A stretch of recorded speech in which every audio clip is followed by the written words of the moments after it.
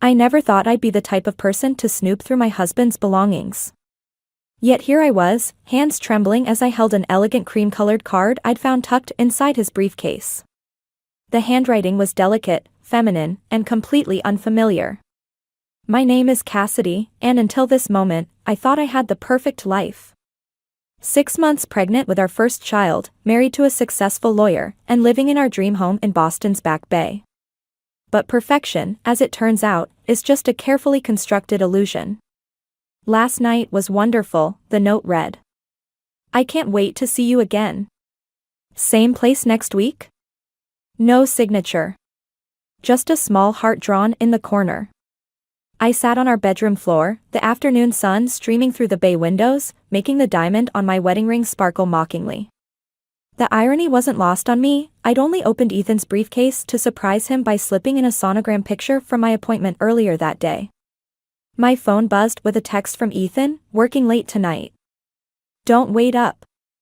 Of course he was. Third time this week. I carefully returned the card to its hiding place, exactly as I'd found it. My hands were steadier now, but my heart was racing. The baby kicked, as if sensing my distress.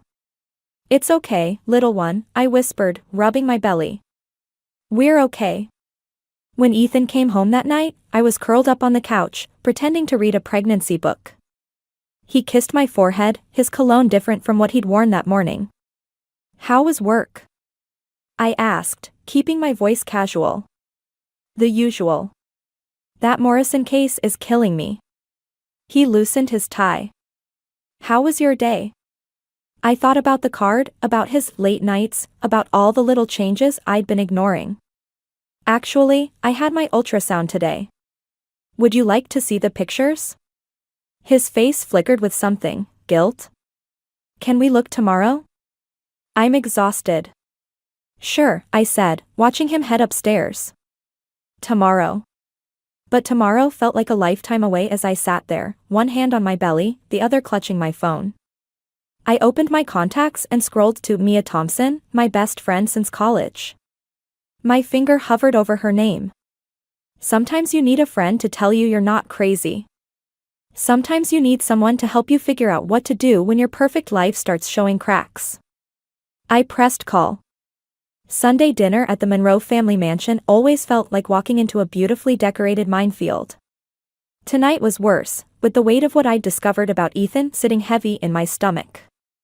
Or maybe that was just the morning sickness that refused to stick to mornings. Gloria Monroe stood in her pristine kitchen, stirring something that smelled divine while wearing an outfit that probably cost more than my first car. Cassidy, darling, she said, not looking up. I hope you're feeling well enough to appreciate dinner. I made it especially for you. The way she said especially made it sound like an accusation. I'm sure it's perfect, Gloria, I replied, forcing a smile. Can I help with anything? Oh no, dear.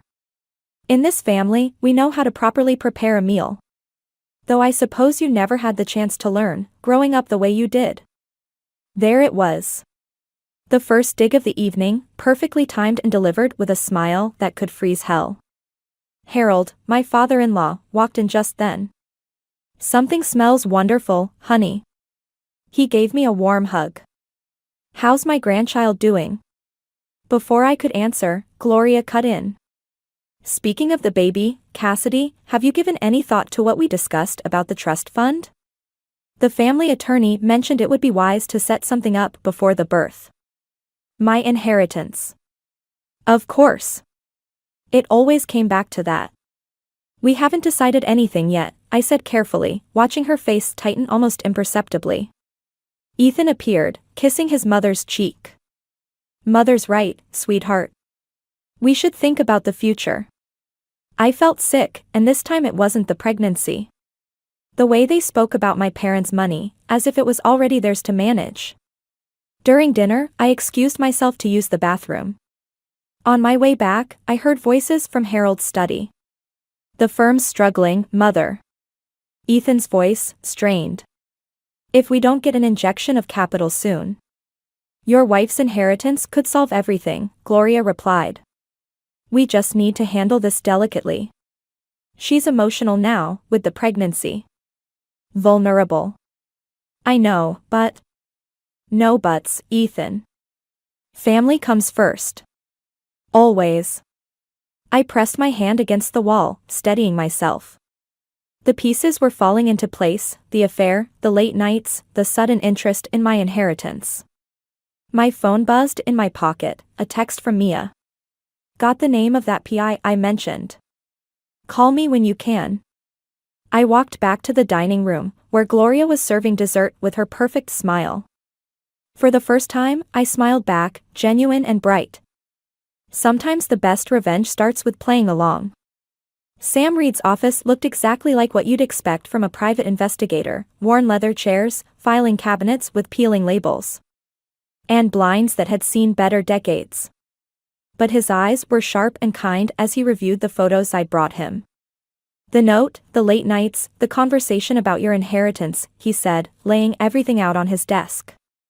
Mrs. Monroe, are you sure you want to go down this road? Sometimes what we find isn't what we're prepared to handle. I rubbed my belly, feeling my baby kick. I need to know the truth. Not just for me anymore. He nodded, understanding in his eyes. I'll start today. But there's something else you should know. I've dealt with the Monroe family before. That got my attention. What do you mean? Let's just say Gloria Monroe has a history of protecting her family's interests. Aggressively. He paused. Your inheritance isn't the first fortune she's tried to acquire. My phone buzzed, a text from Gloria. Lunch tomorrow? We need to discuss the baby shower. I'll take the case, Sam said, watching me stare at my phone. But whatever I find, be careful how you use it. People like Gloria Monroe don't lose gracefully. 3 days later, I met Sam in a quiet coffee shop downtown. His face told me everything before he even opened his manila envelope. Her name is Vanessa Carter, he said, sliding over several photos. She works at Ethan's firm. They meet at the Marlowe Hotel every Tuesday and Thursday. The photos showed Ethan and a stunning brunette entering and leaving the hotel. In one, they were kissing in the parking garage. The timestamp was from yesterday, right after Ethan told me he had a late court meeting. There's more, Sam said quietly. The firm is nearly bankrupt. Gloria's been moving assets around, preparing for something big. And there's a draft of paperwork to add your inheritance to the family trust. All it needs is your signature. My hands shook as I looked at the evidence of my husband's betrayal. But something else caught my eye in one of the photos, Vanessa's expression as she watched Ethan walk away. It wasn't love or triumph I saw in her face. It was guilt. I want to meet her, I said suddenly. Sam's eyebrows shot up. Mrs. Monroe. Please, call me Cassidy. And yes, I'm sure. Sometimes the best way to understand a story is to talk to everyone involved. I stood up, my decision made. Set it up. As I left the coffee shop, my phone buzzed again. Gloria, darling, have you thought more about what we discussed? The family attorney is waiting. I smiled, thinking of the photos in my purse. Oh, Gloria. You have no idea what's coming. The cafe where I met Vanessa Carter was quiet, tucked away in a part of Boston I'd never visited. She looked different in person, softer somehow, without Ethan's shadow looming over her. Her hands trembled slightly as she stirred her untouched coffee. I didn't expect you to want to meet me, she said, her voice barely above a whisper. I didn't expect my husband to be having an affair while I'm carrying his child. The words came out sharper than I intended, making her flinch. It's not. She stopped, took a breath. It's more complicated than you think. Gloria, The cafe door chimed. Gloria Monroe walked in, her designer heels clicking against the floor. My heart stopped as her eyes found us, a predatory smile spreading across her face. Well, isn't this cozy? She pulled up a chair. Vanessa, darling, I thought we had an understanding about discretion. Vanessa's face went pale. I should go. Stay. Gloria's voice was silk-wrapped steel. Since we're all here, why don't we discuss the arrangement? Arrangement? I echoed, watching Vanessa's expression crumble. Mother, what are you doing here? Ethan appeared behind Gloria, his face a mask of confusion that quickly turned to horror when he saw me. The pieces clicked into place. You orchestrated this, I said to Gloria. The affair, the meetings at the hotel, all of it was staged. For the family, Gloria replied smoothly. We needed leverage to ensure your cooperation with the trust transfer. Though I must say, Vanessa played her part beautifully. Almost too beautifully, wouldn't you agree, Ethan? Ethan wouldn't meet my eyes. Or Vanessa's. I'm done, Vanessa suddenly announced, standing up. I never agreed to this level of manipulation. The photos, the notes, that was one thing. But this? She turned to me. I'm sorry, Cassidy. I needed the job, and Gloria promised. That's enough, Gloria cut in sharply. But I'd heard what I needed to hear. I stood up, one hand protectively over my belly. Thank you, Vanessa. And thank you, Gloria, for showing me exactly who you are. I turned to Ethan. All of you. Cassidy, wait, Ethan reached for my arm. Don't. My voice was steady. Sam Reed sends his regards, by the way. He's been very thorough in documenting everything. Including the illegal fund transfers you've been making, Gloria. Gloria's perfect composure cracked, just for a moment. You wouldn't dare. Try me. I headed for the door, then paused. Oh, and I'm having lunch with Harold tomorrow. I wonder what he'll think about all this. As I walked out, my phone buzzed with a text from Mia. Everything okay? Need backup? I smiled, feeling stronger than I had in weeks. No, I typed back. But I could use a lawyer. Ethan was waiting when I got home, sitting in our darkened living room. His suit jacket was crumpled, his usually perfect hair disheveled. He looked broken, and for a moment, my heart ached for the man I thought I'd married. We need to talk about what happened at the cafe, he said. Do we? Seems pretty clear to me. I moved toward the stairs, one hand on the railing for support. The baby was particularly active tonight, as if sensing the tension. It's not what you think. Mother, she. He ran his hands through his hair. The firm is in trouble. Real trouble. We could lose everything. So naturally, the solution was to manipulate and gaslight your pregnant wife? I want to make it right. He stood up, approaching me slowly. Move in with my parents. Just until the baby comes. Mother's already prepared the East Wing, and with your condition. I laughed, the sound harsh in the quiet room. My condition? You mean being pregnant with the child you and your mother plan to use as leverage? That's not fair. What's not fair is discovering your entire marriage is a con. My voice cracked. That your husband and his mother orchestrated an affair just to. The affair wasn't orchestrated. His words hung in the air between us. Vanessa. That part was real. The room spun slightly. I gripped the railing tighter. Mother found out and decided to use it to her advantage. She threatened Vanessa's job, her reputation. She threatened everything. He reached for me. But my feelings for you. Don't. I stepped back. Don't you dare. My phone buzzed. A text from Sam, found something in the firm's records. Call immediately. At least consider moving in, Ethan pleaded. The stress isn't good for the baby. Mother's worried. Your mother is worried about losing control. I started up the stairs. I'm staying at Mia's tonight. You can't just leave. Watch me. Cassidy. His voice changed, harder now. Think about what you're doing. The family name, the connections, the lifestyle, you're throwing it all away. I turned at the top of the stairs, looking down at him. No, Ethan. I'm saving myself and my child from it. Mother won't let this go. She'll. She'll what? I pulled out my phone, showing him the screen. Sam's been very thorough. Should we discuss the offshore accounts? The forged documents? Or maybe Harold would be interested in knowing what really happened to his father's estate? Ethan's face went pale. You're bluffing. Try me. I walked to our bedroom, pulling out the pre-packed bag I'd hidden in the closet weeks ago. Sometimes the best revenge isn't about destroying your enemies, it's about being prepared when they show their true colors. As I left, I heard Ethan on the phone. Mother? We have a problem. The Monroe mansion loomed before me, its windows glowing amber in the twilight. Sam's latest findings burned in my pocket, documents that would shatter this family's carefully constructed facade.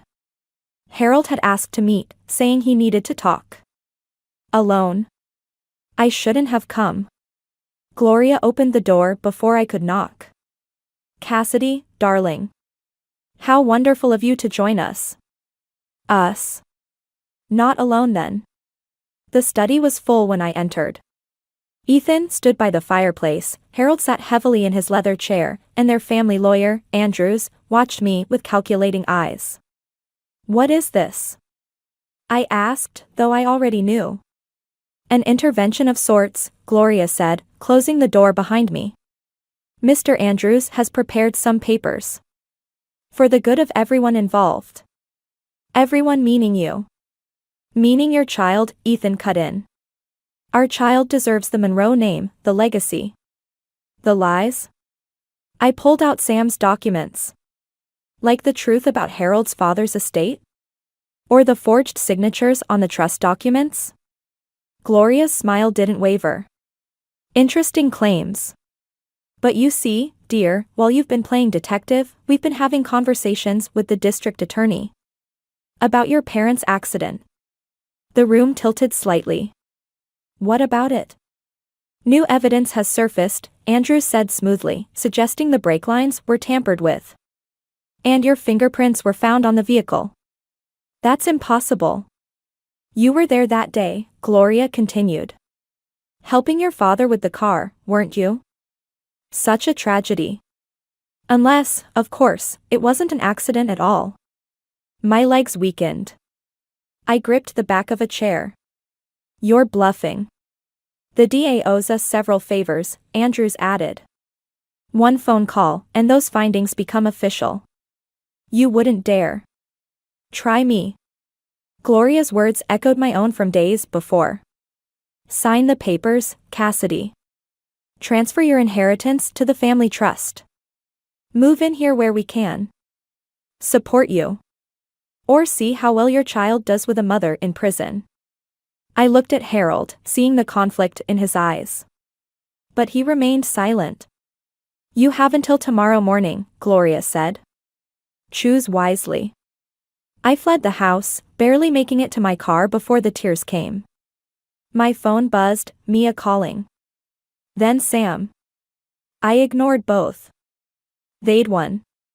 Everything I'd uncovered, every piece of evidence I'd gathered, none of it mattered against what they were willing to do. My parents' memory, my child's future, my freedom, all of it hung by a thread controlled by Gloria Monroe. The baby kicked, hard, as if protesting. I placed my hand on my belly, feeling the movement beneath. I'm sorry, little one, I whispered. I'm so sorry. My phone buzzed again. This time, it was Vanessa. Don't sign anything. I have something they don't know about. Meet me tonight. I stared at the message, hope and fear warring in my chest. One last chance. One last risk. What choice did I have? Vanessa's hands shook as she placed the USB drive on the cafe table. Gloria's been recording everything. Every conversation, every meeting. Including the one where she planned your parents' accident investigation. My heart stopped. She recorded herself committing a crime? Gloria records everything. It's how she maintains control. But she never expected her own recordings would be her downfall. Dawn broke as I walked into the Monroe mansion one last time. They were all waiting in the study, Gloria, Ethan, Harold, and Andrews. The papers sat ready on the desk. I was beginning to worry you wouldn't come, Gloria said, sliding the documents toward me. I placed the USB drive next to the papers. Before I sign, I thought we should all listen to something. Gloria's face flickered. What is that? Your greatest hits collection. I pressed play on my phone, connected to the drive. Gloria's voice filled the room. The DA won't look too closely. Plant the evidence, suggest the daughter's involvement. It's a simple solution to our inheritance problem. Harold stood slowly. Gloria, what is this? It's nothing, dear. Clearly doctored. Another recording cut her off. Ethan isn't yours, Harold. He never was. But you gave him the Monroe name, and that's all that matters. The color drained from Harold's face. Ethan stumbled back like he'd been struck. Mother? Ethan's voice cracked. Everything I did was for this family, Gloria said, her composure cracking. For you, Ethan. For our legacy. By destroying mine? I stepped forward. By threatening to frame me for my parents' death? You don't understand what it takes to protect a family name, Gloria snapped. No, Harold said quietly. You don't understand what family means at all. Andrews gathered his papers quickly. I should go. Stay, I said. The police will want to talk to everyone involved in the conspiracy. Gloria laughed, but it sounded hollow. You're bluffing. Like you were bluffing about my parents' accident? I touched my belly, feeling my baby move. The police are already outside. Sam's been working with them for weeks. As if on cue, sirens wailed in the distance. Ethan, Gloria pleaded. Tell them. Tell them we did it for you. But Ethan was staring at Harold, his world visibly crumbling. Dad, Harold turned away, shoulders slumped. Gloria lunged for the USB drive, but I was faster. As she grabbed my arm, her perfectly manicured nails drawing blood, the study door burst open. Police flooded in, followed by Sam. Gloria Monroe, an officer began, you're under arrest. I watched them lead her away, her threats echoing through the mansion. Not for revenge anymore, but for justice. For truth. For the family I needed to protect, the one growing inside me. 3 months later, I sat in my new apartment's nursery, folding tiny clothes while the autumn sun painted the walls gold. The Monroe mansion had made headlines for weeks, Gloria's arrest, the firm's collapse, the scandal that rocked Boston's elite. But here, in this quiet space, none of that seemed to matter. A knock at the door surprised me. Harold stood there, looking older but somehow lighter. I hope I'm not intruding, he said, holding a wrapped package. I gestured him in, watching as he took in the half-finished nursery. The walls were yellow, neutral, hopeful. I found this in the attic, he said, handing me the package. Inside was a handmade quilt, delicate and worn. It was mine, as a baby. Before Gloria. Before everything. Harold, I can't. Please. He sat heavily in the rocking chair. I've been thinking about family. About choices. I chose to ignore things for years, telling myself it was for the best.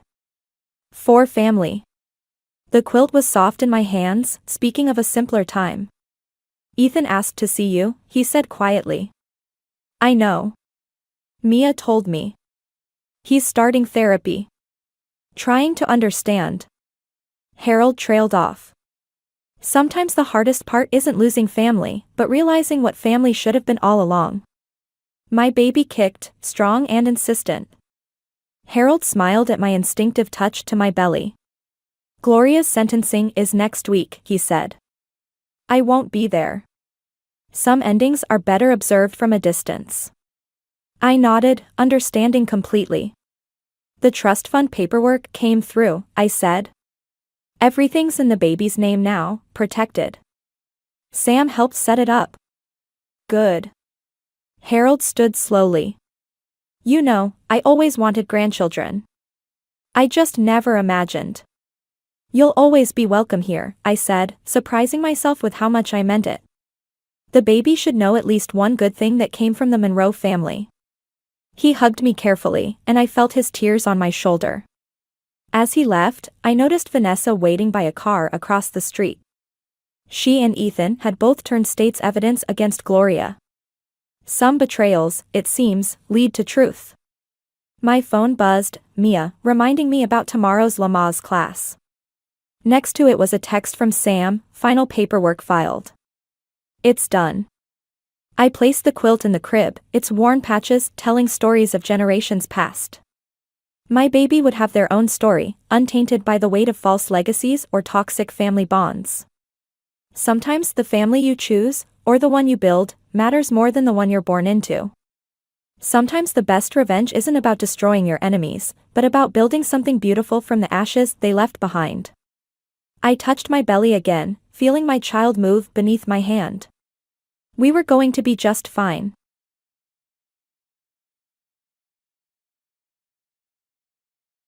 Why don't we go to my parents' house for New Year's?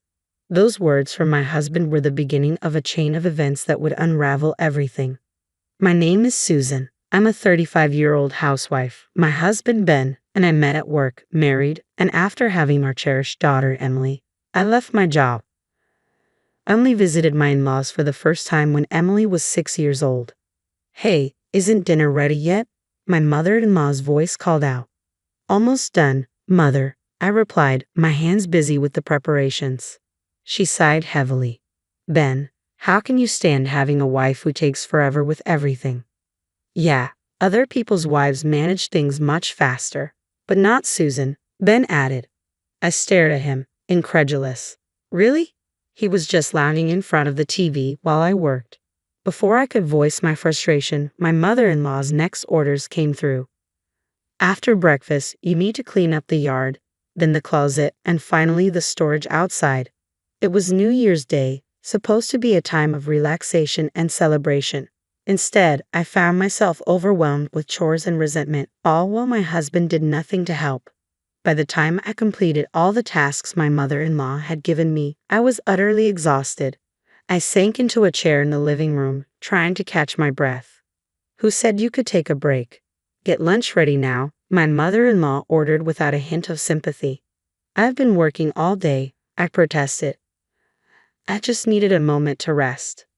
A wife should be working like a servant, she snapped. You think you can just relax and eat for free? Get to work. What? My husband's family lives in the countryside where old traditions still linger. The outdated belief that a wife should serve her in-laws persists, but I never imagined it would mean working like a servant. Hey, can you give me a hand? I asked him, hoping for some support. Not a chance, he replied with a dismissive tone. At home, my husband does nothing, and here at my in-laws, he's been drinking all day. He hasn't lifted a finger since this morning. I'm going to the grocery store, I said, hoping to at least get some assistance. Yeah, go ahead, he said without looking up. Can you help me carry some things? I asked.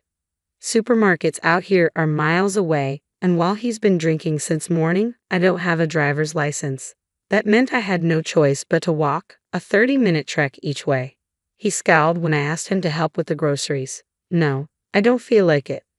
His response was as cold as ever. Do you want me to throw mochi at you? I nearly said aloud, picturing the mess it would make on his face. But my husband just sat there, proudly holding his beer can. I just had a drink, he mumbled. And what's with the robotic speech? I asked. I'm drunk, he replied nonchalantly. So what? So I can't go. Right? You just don't want to go. Typical, I snapped, feeling frustrated. My mother-in-law's voice cut through from behind me. Is the meal ready yet? Oh great, now I'm going to face the wrath of the mochi. Finally, I trudged back after a grueling 60-minute walk, bags heavy in both hands. I felt dizzy and exhausted as I reached my in-law's house. I dropped the bags and slumped against the front door, letting out a weary sigh. Then I heard my mother-in-law's angry yell. Hurry up, you're as slow as your mother. I'm sorry, I heard my daughter say, her voice trembling. At that moment, despite my exhaustion, I felt a surge of energy. I leaped up and stormed into the kitchen, stepping over my husband who was still sprawled on the floor, groaning in response to the impact. What's going on here? I demanded. My mother-in-law and daughter turned to look at me. My daughter's face brightened with relief as tears welled up in her eyes. My mother-in-law remained seated, indifferent to the scene unfolding. What's going on here? I demanded, confronting my mother-in-law. She shot me a contemptuous look. My daughter was awkwardly holding the inner pot from the rice cooker. Why was she doing that? Emily, what are you doing? My daughter looked uncomfortable as she explained. Grandma told me to get ready because she was hungry. First, she asked me to cook rice. I washed the rice and... My mother-in-law interrupted with a sneer. Look at her, she can't even cook rice properly. What a useless granddaughter. She's just like her mother. I'm starting to wonder if she's really my son's child. My anger flared at her criticism of my daughter. She's only 6 years old. It's outrageous to expect her to handle this. She might be learning, but why can't you do it yourself? How can you treat your own granddaughter like this? My mother-in-law's face flushed bright red, her voice rising to a squeak. What are you saying? You want to make me do all the work? What a terrible woman you are. A wife is a servant, meant to work quietly, and the daughter of a servant is also a servant. A servant. Who do you think supports your living? You depend on my son's hard work. You owe respect to both him and me. Stop complaining and get to work, servant. With that, my mother-in-law stormed out of the kitchen. Her fierceness left me speechless. I was dumbfounded by her absurdity. As I stood there, I overheard her talking with my husband. Your wife is useless. She's no better than a servant. But once my daughter grows up, she'll be of some use. Just be patient. I know things are tough at home. If you want to come back, that's fine. Divorce is an option, but I need a servant. Why don't we live together? I'm tired of my current job too. Maybe it wouldn't be so bad to let her do the work while I relax in the countryside. What did my husband just say? I was stunned by his suggestion. Oh, that's a great idea, my mother-in-law agreed, leaving me completely dumbfounded. I clenched my fists in frustration, only to feel them enveloped by warm hands. Mom.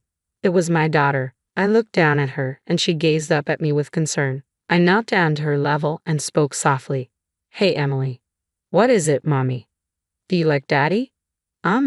She hesitated, unable to give a quick answer. How could she? My husband is distant and indifferent. When he's home, he rarely interacts with her. He's either glued to the TV or his phone. On weekends, he's out drinking and comes home late. Since COVID, his drinking has become more frequent, and hangovers are a regular occurrence. On holidays, he either stays home doing nothing or goes out with friends. Family outings are rare. This trip to the in-laws is the first one we've had in years. I doubt he even knows what grade Emily is in or what she likes and dislikes. He's uninterested in her future, probably doesn't even realize she'll be starting elementary school next year. How could she say she loves her father? Of course, she couldn't. I asked again, do you like your grandmother? No. The answer came immediately. I couldn't help but laugh quietly. Well, no wonder, given how she yells at you, I thought. But then Emily said something that took me by surprise. Because she bullies you, Mom. It's New Year's Day, and you haven't had a moment to relax. She's always ordering you around. Grandma is so cruel. Wow, kids really do notice everything. It's clear Emily can see how much I'm being bossed around. With a gentle smile, I asked her the crucial question, Emily, would you like to live with your grandmother? She shook her head firmly. And what about your father? No. Her responses were clear and immediate, helping me make my decision for the next day. The following morning, I took Emily out. By the time we returned to my in-laws' house, it was already dark. As soon as we walked in, my mother-in-law and husband greeted us with annoyance. You're finally back. Where have you been? They demanded. Just taking care of some things, I replied, sidestepping the question. My mother-in-law, in her usual commanding tone, said, Young wives these days. I'm starving. Where's my food and tea, servant? I silently served them both tea. When my husband reached for his cup, I swiftly pulled it away, making sure he wouldn't get it before his mother. What? What the hell? My husband's shock was evident. Without a word, I poured the tea over his head. Whoa, what are you doing? He shouted. Don't worry, it's already cooled down. That's not the point. What the hell? Stop it. I avoided his attempts to reach for me and set the cup down firmly. What on earth are you doing? You're supposed to be a servant. My mother-in-law's face was twisted in rage. Shut up. I am not your servant. I shot back, my anger boiling over. My mother-in-law tried to stand up and confront me, but I cut her off. Let me make this clear. A son's wife is not a servant. I'm not here to serve you, I declared firmly. She was too stunned to respond, her mouth opening and closing in shock. I moved in closer, not caring about the distance between us. Ah, she screamed in surprise. I leaned in, narrowing the space between us to just 10 centimeters. Listen carefully. No system in the world allows you to treat a wife like a servant. I will protect my family, but I will not be your personal maid. But I'm your husband's mother. I'm family too. You should protect me and follow my orders. Are you out of your mind? If I were truly a servant, I wouldn't be family. How can you consider yourself family when all you do is issue commands? I spoke calmly but firmly, watching as my mother-in-law's face shifted from a pale blue to a bright, furious red. How dare you speak to me like that? My mother-in-law roared. You were speaking to me the same way. Why shouldn't I respond in kind? I shot back. I am your mother-in-law. Stop saying nonsense. I had been holding back for too long, but now my patience had reached its limit. The constant disrespect from my mother-in-law and husband finally shattered my restraint. And what of it? Are you treating your grandchild like a servant? Are you really treating her like that? Enough with your nonsense. I moved in closer and her face once again turned a sickly shade of blue. It was like watching a traffic light change colors. How weak she looked, so bossy yet crumbling under a little resistance. I couldn't help but scoff as I turned away. My mother-in-law trembled slightly, still pale and visibly shaken. I focused my attention on my husband. And you? Yes, he replied, sounding sheepish. It was infuriating how he answered so meekly. I glared at him. What have you been doing while our daughter and I were being treated like servants? I was on my phone and drinking beer. Drinking beer while your daughter and wife are treated like this? Must be a great life you're living. I'm sorry. Just apologizing isn't enough, I shouted, my anger making my voice almost unrecognizable. He let out a pitiful scream and ran to hide behind his mother. What's going on? My head throbbed with frustration. Forget it. Just fill this out. What's this? My husband asked cautiously, peeking out from behind his mother like a frightened turtle. As he saw the paper in my hand, his face went blank. Divorce papers, I announced. What? My husband and mother-in-law both exclaimed, their jaws dropping. I waved the paper in front of them. I've already filled out my part. I'll submit it to the government office after the New Year's break, so you might want to get moving.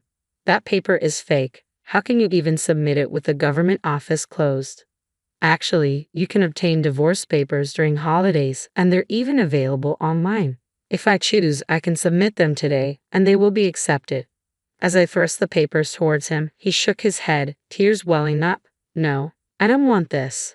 I don't want a divorce. You don't want me to leave, huh? No. You prefer having me around to handle everything for you? Yes. Oh no, that's not what I meant. See? No. Is this déjà vu? It feels like I heard the same reaction when I raised my voice earlier. Anyway, if you're not going to sign, I'll have to get an expert to handle it. I'm going through with the divorce with or without your signature. I've already informed my parents. Emily. Yes, Mom. Are you ready? Yes, I've packed everything. At my call, my daughter appeared, holding her bag in hand. Hey, are you going somewhere? My husband called out. I glanced back, holding up my own bag. Good question. We're heading back to my parents' house now.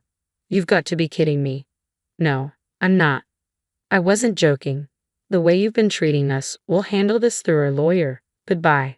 I had said what needed to be said. With my luggage in hand, I headed toward the front door with Emily. My husband immediately followed. Wait a minute, you can't live without me. At his words, I paused and turned around slowly. He stopped as well, and I fixed him with a steady gaze. Did you forget something? I asked. What do you mean? I used to have a better career than you. I was making more money than you even before I left my job when I got pregnant. Even now, I was earning more than you do. His face went pale. Had he really forgotten? Convenient memory. I know I'm starting from scratch, but I'll gradually get back to work.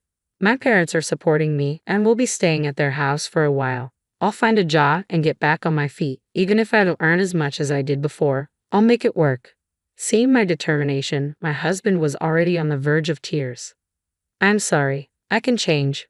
Please don't divorce me, he pleaded. You had plenty of chances to change, but you threw them all away.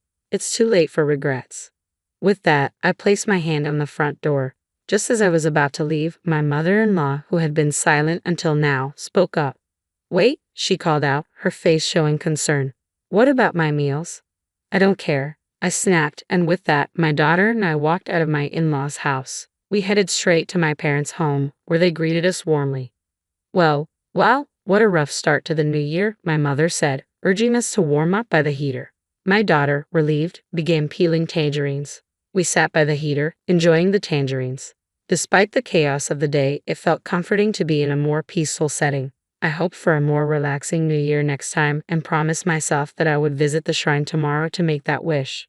In the following days, my ex-husband kept insisting he didn't want a divorce. Although the negotiations were tough, we eventually reached an agreement, especially considering our daughter's refusal to stay with him.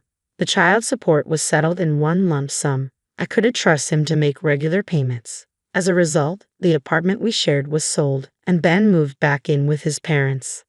My mother hasn't been much help. If anything, she's gotten worse. One day, my ex-husband called, complaining that a neighbor had seen me working like a servant and that news of our divorce had spread quickly through the local gossip network. As a result, my ex-mother-in-law was facing scorn from the neighbors. Of course she was, no matter how rural the area, treating a wife like a servant is unacceptable. Since then, my ex-mother-in-law had become extremely volatile, using her son as if he were a servant. Their arguments were escalating, and he was venting his frustrations to me over the phone. I had no interest in their drama and was prepared to hang up after confirming that I'd received the child support payment. "You got what you deserved," I said coldly, picturing my ex-husband on the verge of tears on the other end. "Please, can't you help me a little? I'm Emily's father, and my mother is her grandmother." I smiled at his plea, though he couldn't see it, and replied, "I've had a drink." "Why are you talking like that?" "I'm drunk." "Hey, I can't go. I'm sorry. "Why should I help you?" I shouted before hanging up and blocking his number. Fortune favors those who laugh. For a while afterward, I couldn't stop laughing.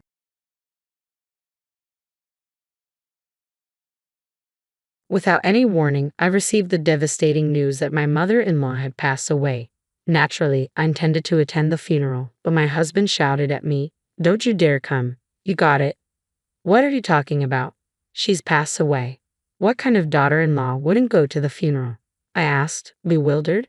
"My mom hated you. Don't even think about showing up. You'll be a nuisance," he retorted. Although my relationship with my mother-in-law had never been close, she was still family. Not attending the funeral as her daughter-in-law would be deeply disrespectful. Ignoring my husband's harsh words, I made my way to the funeral hall, which was quite a distance away. When I arrived, I saw my husband leading the mourning rites. "Wait, what's going on here? Whose funeral is this?" I asked, confused. The truth that followed was shocking and hard to believe. "My name is Sophia. I'm 30 years old, I've been married for 3 years, and live with my husband, William. Things were great once, but not anymore. To be honest, I'm not satisfied with my married life. The main problem lies with my husband. When we got married, I became a housewife. William had proposed with the condition that I quit my job and stay home. Since I was just an office worker without any particular passion for my job, I agreed and quit, but that decision turned out to be a mistake. The first year of marriage was relatively fine, but things took a turn for the worse in our second year. I used to receive $11,000 a month for living expenses from my husband, but suddenly it was cut to $500. "Look, William, making ends meet with just $500 is impossible." "Why?" I asked. "I'm covering the rent. All you have to worry about is utilities and groceries, right?" he responded. "Even for basic household items, $500 isn't enough, especially when you factor in utilities and food," I argued. "You're the one who's supposed to make it work, aren't you? You're living on my income.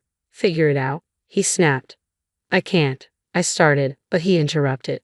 In the end, he wouldn't compromise, so I had no choice but to make do with $500. No matter how hard I tried, it was just not enough.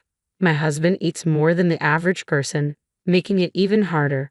After a year of living off my savings, I watched the balance steadily decline. With no income, every time I checked the balance, the number kept getting smaller and smaller. This filled me with a bottomless sense of dread. What will happen to me when this account hits zero? $500 is just not enough, no matter how hard I try. William shows no signs of increasing the household budget. What am I to do?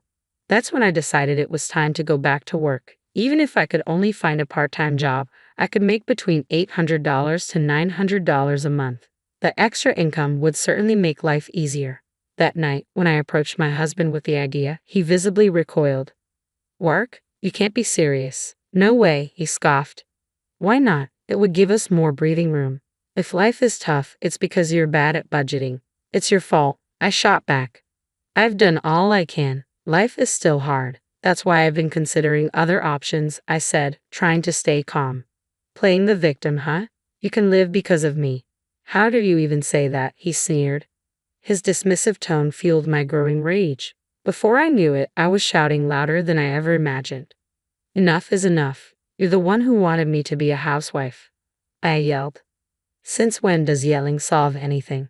I just want you to understand. How can anyone make ends meet with just $500? I pleaded. Shut up. Stop blaming others. Think of something else, you loser, he spat, shoving me aside as he stormed out of the living room. I fell to the floor, tears flowing uncontrollably. Why is this happening?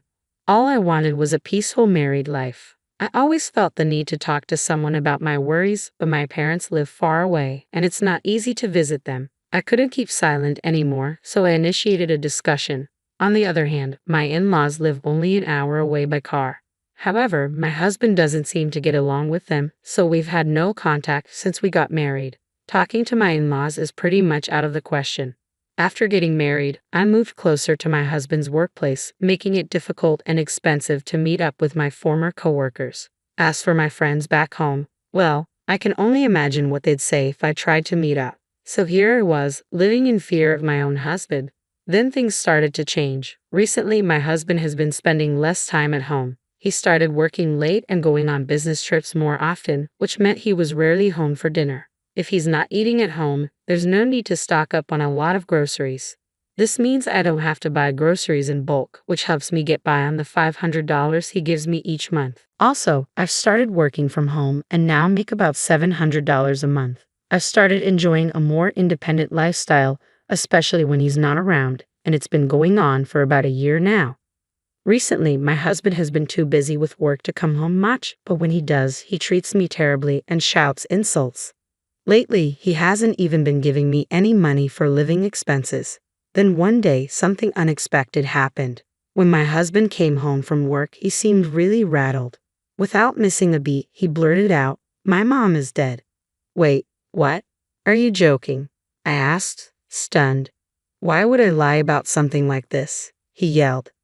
But your mom was still young. I'll go to the funeral the day after tomorrow, I said. Alone. You stay here, he insisted. I was taken aback by his unexpected words and blurted out, What? What do you mean?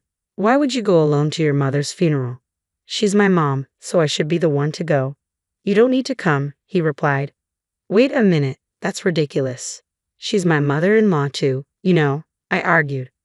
That doesn't matter. I'm enough for my mom's funeral, he said firmly.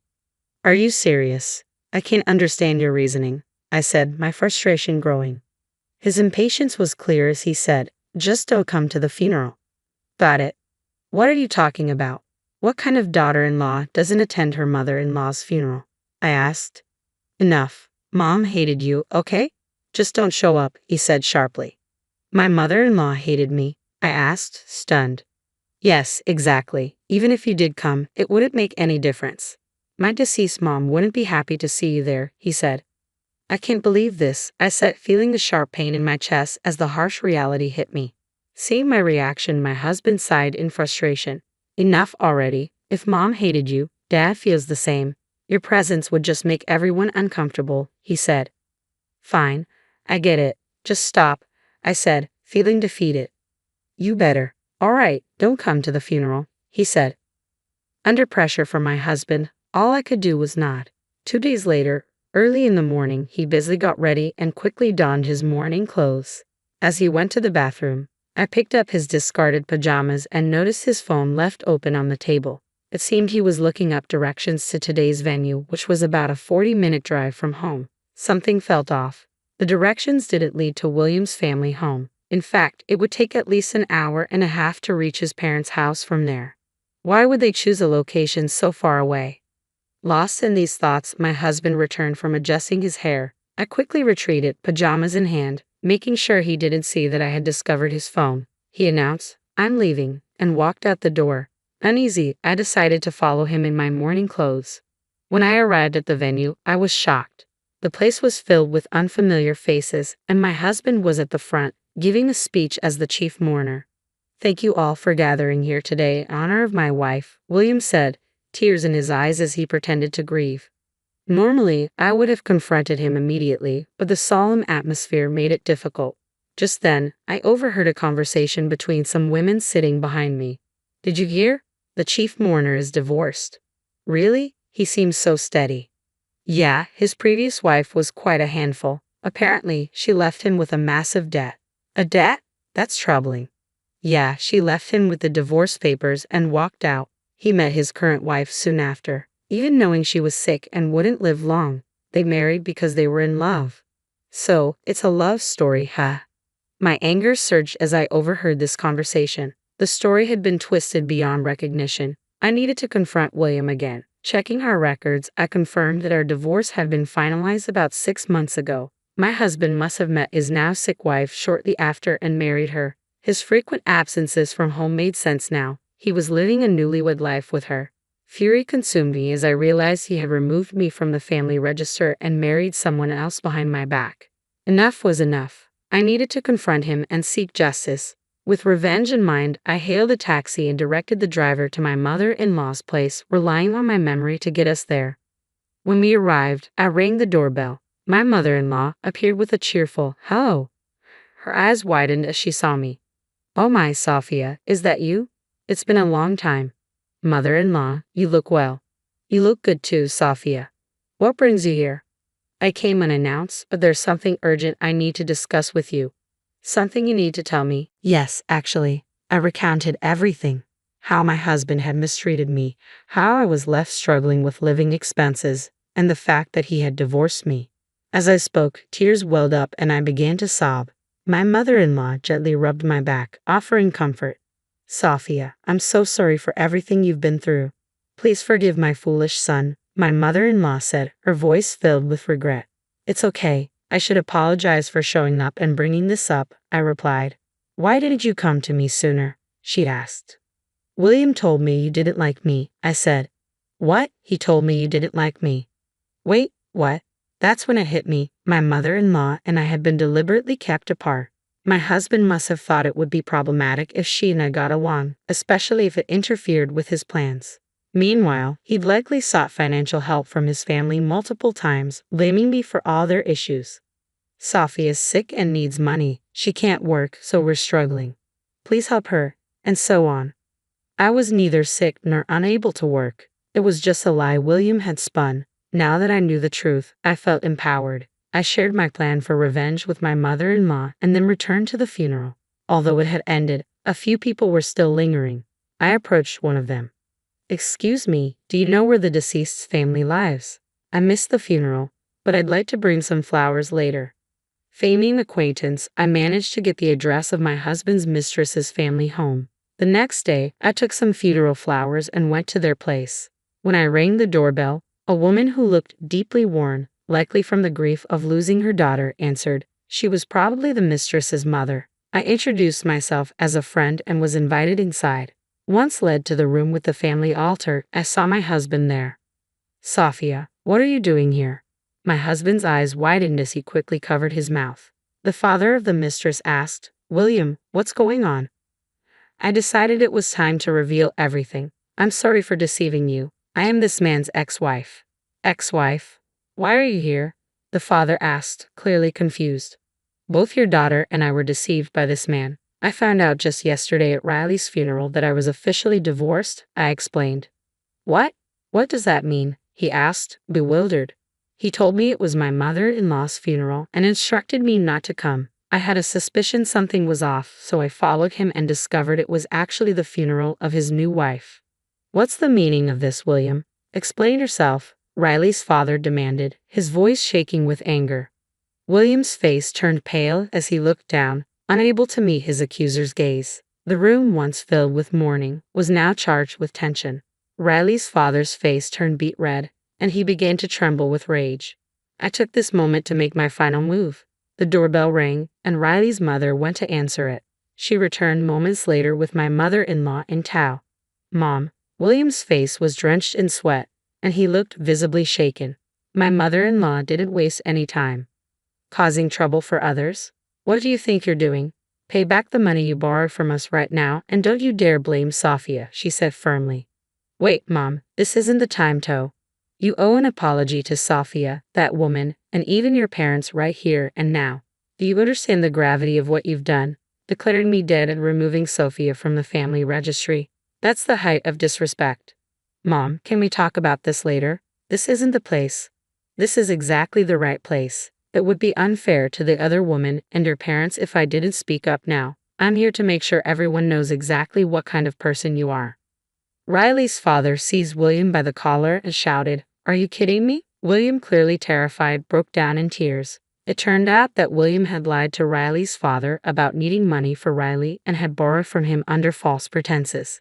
During questioning, it was revealed that William had gambled away all the money. As a result, he was expelled from Riley's house and faced legal consequences. Ignoring William's tearful pleas, I turned my back with my mother-in-law and began to walk away. Just then, a desperate voice called out from behind. Wait. I turned around slowly. Sophia, I'm really sorry. Can we start over? Excuse me, I asked, taken aback. If you don't help me, I'll be sued, he pleaded. Don't worry, I plan to sue you too, I said firmly. What? Yes, I had made up my mind. After enduring all the unjust treatment and receiving false divorce papers, I was prepared to take legal action against him. Please forgive me, William begged. Fuming, I let him have it. Do you think saying sorry will fix everything? Do you even understand what you've done? Filing for divorce without informing me is a serious legal issue. Your apologies are meaningless after all the lies and the financial exploitation. They're utterly worthless. Sophia, wait, please. Quiet. Do you have any idea how many people you've hurt with your actions? What you've done can't be easily forgiven. Not even a lifetime of atonement will be enough. So from now on, stay out of my life. If you dare show up again, I won't hesitate to destroy you. As I spoke assertively, my mother-in-law's hand gently rested on my back, her warmth nearly bringing me to tears. In the aftermath, William was forced to repay the $10,000 he borrowed from Riley's father in a lump sum. On top of that, he was required to pay me alimony and a fine for forgery. His modest salary took a severe hit, and he had to go into debt to cover the alimony payments. The financial strain led to collection calls at his workplace, and it's only a matter of time before he loses his job. As for me, I returned to my previous job right after the divorce. I now live in an apartment close to work and am enjoying the peaceful and fulfilling life. Since then, I've been regularly meeting with my mother-in-law, and we've been keeping each other updated on our lives. Our relationship has deepened significantly since the divorce. My mother-in-law, who stood by me through everything, has become like a second mother to me, and I plan to cherish her deeply from now on.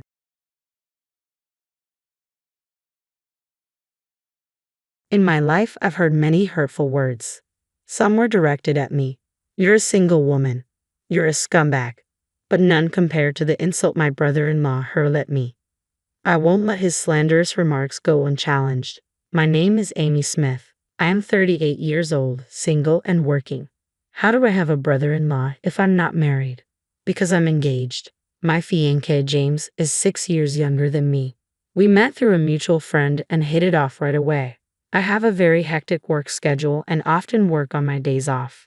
I met James during a particularly busy period, and he became my source of relaxation and companionship. James is good at cooking and sewing and is a hard worker, qualities I lack. After we moved in together, he took care of the housework and even cleaned my suits, which was extremely helpful. I'm always sorry. I know you're busy too. I've reserved a table at a nice restaurant for my next day off, so let's have dinner together. It became a habit for me to treat James to dinner as a token of appreciation for the hard work he does every day with the money I earn from my job. Don't worry about it. I can leave my job on time, and I'm not nearly as busy as you. Most importantly, I do housework because I enjoy it, James always reassures me. How are your family's plans for our upcoming meeting? We had already met each other's parents shortly after our engagement, but we wanted to host a dinner party so both families could get to know each other better. James has one older brother while I have two younger siblings. Instead of meeting for the first time at the wedding, both families suggested getting acquainted beforehand, so we decided to bring everyone together, parents and siblings included. I'm sorry, but my brother can't come because of his work, James explained. I know you're also busy with work, so please accept my apologies. Your brother is a very talented lawyer, isn't he? I asked James, who bowed his head. I wish I could have met him, but if he's busy, then it can't be helped. We'll meet at the wedding. In truth, I wasn't too worried because I thought it was important for the couple and parents to get together, even if their siblings couldn't. My brother can be cool towards people, so even if he does come, I'm worried that he might be rude, James said. He appeared tense. On the day of the party, my brother-in-law was, as expected, not present. James looked relieved that his brother wasn't there. My brother and sister both attended, and it turned out to be an enjoyable gathering. My parents-in-law and I had a good time, and my siblings seemed to like James, which relieved me. It was a fantastic opportunity, and I only wish I had met my brother-in-law. The day came to an end with that in mind. I never imagined that when I finally met my brother-in-law, I would find him to be such a rude person and feel relieved that I hadn't met him at the dinner party. One day, my mother and I were at the university hospital. She hadn't been feeling well and was referred here for a thorough examination after visiting a clinic near my parents' house. Although her symptoms were limited to palpitations and dizziness, I wanted to make sure everything was okay before the wedding.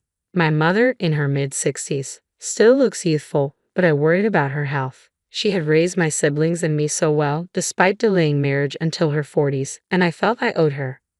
Why didn't I pay for you to have a thorough checkup, Mom? I suggested. I had never felt so strongly before. This is what I have been earning money for, to help in situations like this because I can't always be there. Since the tests couldn't be completed in one day, we had to visit the hospital multiple times. The unfortunate incident occurred during our second visit.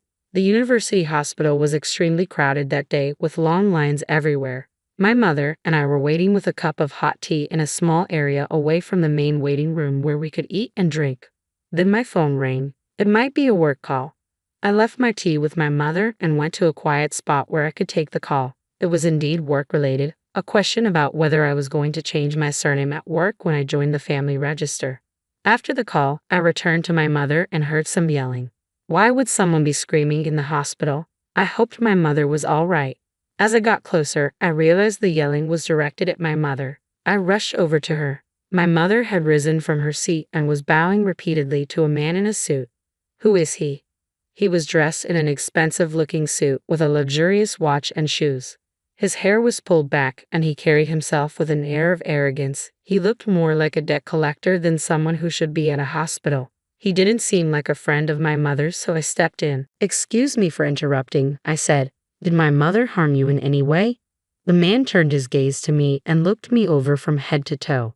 She placed a cup of tea or something on the seat, and when I sat next to her, it fell and stained my suit. "What are you going to do? I have business after this." I examined his suit more closely and saw that it did appear to be slightly damp. "I sincerely apologize. Let me pay for the dry cleaning," I tried to say, but the man was unconvinced and interrupted me, yelling even louder.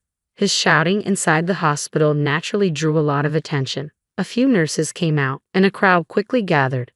"I'll let you off with a cleaning fee," the man finally said, perhaps realizing the situation had escalated. "Do you have any contact details? How can I reach you?" he inquired. "Oh no, I didn't have my business card on me." Just then, a security guard approached. "Are you all right? Is everything in order? Is there a problem?" The gentleman clicked his tongue and tossed his business card at my feet. "Make sure you call me," he said. "There's no point in fleeing. I have a close relationship with this hospital, and I'm sure they will share your information with me." "What? What on earth is going on?" "My mother and I are both sorry," I tried to explain, but he took one look at my hand and said, "You're single at your age. Women are said to have an expiration date, but you were not only expired, you're unsold industrial waste. You're like raw garbage, a single woman. His rudeness was staggering. Just as I was about to respond to the insult directed not only at me but at my mother, the man took off, evading the pursuing security guard. What's with that rude attitude? I'm furious. My stomach was in knots from disappointment over not being able to protect my mother and the man's offensive remarks. I gave a polite bow to the onlookers and security guards who had rushed over and picked up the business card that had fallen at my feet. I was curious about who this unpleasant man was. As I read the name and title, it became clear why he had acted so arrogantly. I canceled the rest of the checkup and headed home, focusing on my mother's well-being. That man's behavior was unforgettable, and I vowed to make him regret his disrespectful actions toward both me and my mother. About a week later, I went to the courthouse. Unlike in the US, it wasn't about suing over a stain on a suit. As I walked through the familiar halls, my heels clicking on the floor, I saw a man approaching who looked familiar. I recognized him immediately. What should I say to him? As I passed by, he looked up and sneered. "You're the trashy single woman from the other day, aren't you? What are you doing here? This isn't the place for you." It was indeed the same man who had been so rude to my mother and me. I wanted to respond harshly, but have always been determined to fight injustice with a strong sense of righteousness. "Oh, I'm very sorry about the other day. I believe you're Tom Dixon of the Honeywell Law Office," I said, recalling his business card that had been tossed at me. I brushed aside his rude comment with a calm demeanor. The man was clearly agitated and his face twisted with irritation. "I had a client appointment at the hospital after that incident," he said, his tone dripping with disdain. "You embarrass me. I can't believe a woman like you could stain someone's suit and then fail to return my call." Dixon, a lawyer, was clearly upset.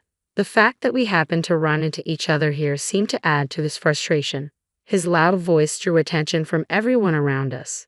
It seemed he was trying to make a scene, possibly to brag, and I was prepared to call security if his behavior continued. Unfortunately, such men are not uncommon in the legal field. I shook my head in disbelief, which only seemed to anger Dixon further. "Mr. Dixon, why are you shouting?" someone asked from behind me. The man approached and inquired, "Mr. Dixon, what's the problem?" On seeing the newcomer, Dixon's tone abruptly changed. He muttered, "Oh, this woman." The man pulled a business card from his case and glanced at me with a look of recognition. As I picked up the card he had dropped, it read, "Attorney Hannibal, partner at Honeywell Law Office." This must be Dixon's boss and the firm's CEO. Realizing who I was, he began to shake and immediately bowed deeply, greeting me with utmost respect. "Oh my, it's been a while," Mr. Honeywell exclaimed. "Dixon, my subordinate, has been incredibly rude to you. Please accept my sincere apologies." Dixon, who was clearly confused, protested, "Mr. Honeywell, what's happening? Do you know this woman? She's the one who stained my suit and overcharged me for the dry cleaning." Mr. Honeywell, now visibly distressed, grabbed Dixon by the collar and forced him to bow deeply. "Ouch! What are you doing?" Dixon exclaimed, struggling. Honeywell spoke softly but firmly to Dixon. "How dare you, Dixon? This woman is a prosecutor, and she's my former boss, Amy Smith, known for winning every case she takes on." Dixon's confusion deepened. He couldn't believe that the woman he had insulted was a prosecutor. "Indeed, I am a lawyer. From a young age, I couldn't stand injustice and was torn between becoming a police officer or a lawyer. I chose the latter, driven by a desire to bring criminals to justice, even if I couldn't catch them myself. My career path led me to the prosecution after a former colleague invited me to advance my career. Now, I frequently appear in court for work. Mr. Honeywell, who once looked up to me as a mentor, is now clearly unsettled, as the bond between a mentor and a rookie endures, no matter how much time passes."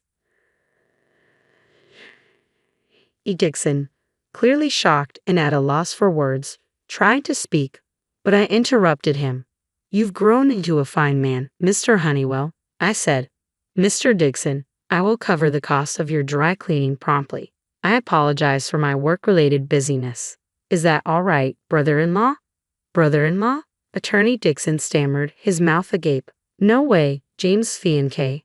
He was visibly stunned. I glanced at the business card he had thrown at me earlier, trying to piece together the situation. It was clear now that this rude man was indeed my brother-in-law, who had missed our wedding due to work commitments. Dixon's face went pale as he realized the truth. As a lawyer, you should know that comments like "a single woman is garbage" are deeply insulting. I was prepared to settle the dry cleaning bill, but your reaction was unacceptable. You could face a year in prison, a fine of up to $3,000, or both. What do you prefer? I said, smiling as I spoke. Attorney Dixon, recognizing the gravity of his situation, fell to his knees and bowed his head. Please forgive me. If the press finds out. It seems that assertive lawyers are acutely aware of media implications. Sometime later, I had a wonderful wedding and am now enjoying my newlywed life to the fullest. James is now a dedicated house husband, which allows me to focus more on my career. My brother-in-law repeatedly apologized to both my mother and me and offered to settle the matter, but I decided to simply have him write off the dry cleaning bill and let it go. I can manage the cost myself. He didn't attend the ceremony, likely out of embarrassment.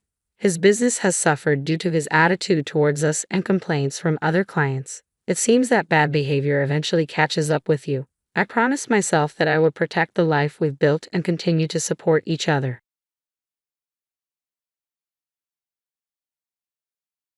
My name is Olivia, and at 40 years old, I've been married to Michael, my husband and former colleague, for a decade. Although we now work in separate branches, we once shared the same department. Michael, a man of strong responsibility and confidence, is admired by those around him. His ambition and charismatic presence often mask his vulnerabilities, and his impressive work performance has made him a prime candidate for promotion. In contrast, I'm more reserved and prefer to stay out of the spotlight. Our differing personalities were evident from the start, and I was surprised by his ardent pursuit of me. After 2 years of dating, he proposed with a grand bouquet of roses, and the intensity of his affection was unlike anything I'd experienced before. Overwhelmed with excitement about our future together, I said yes. However, I was unprepared for the reality that awaited me, living with my in-laws. Despite my initial hesitation and the lack of prior discussion, Michael was adamant about us living together.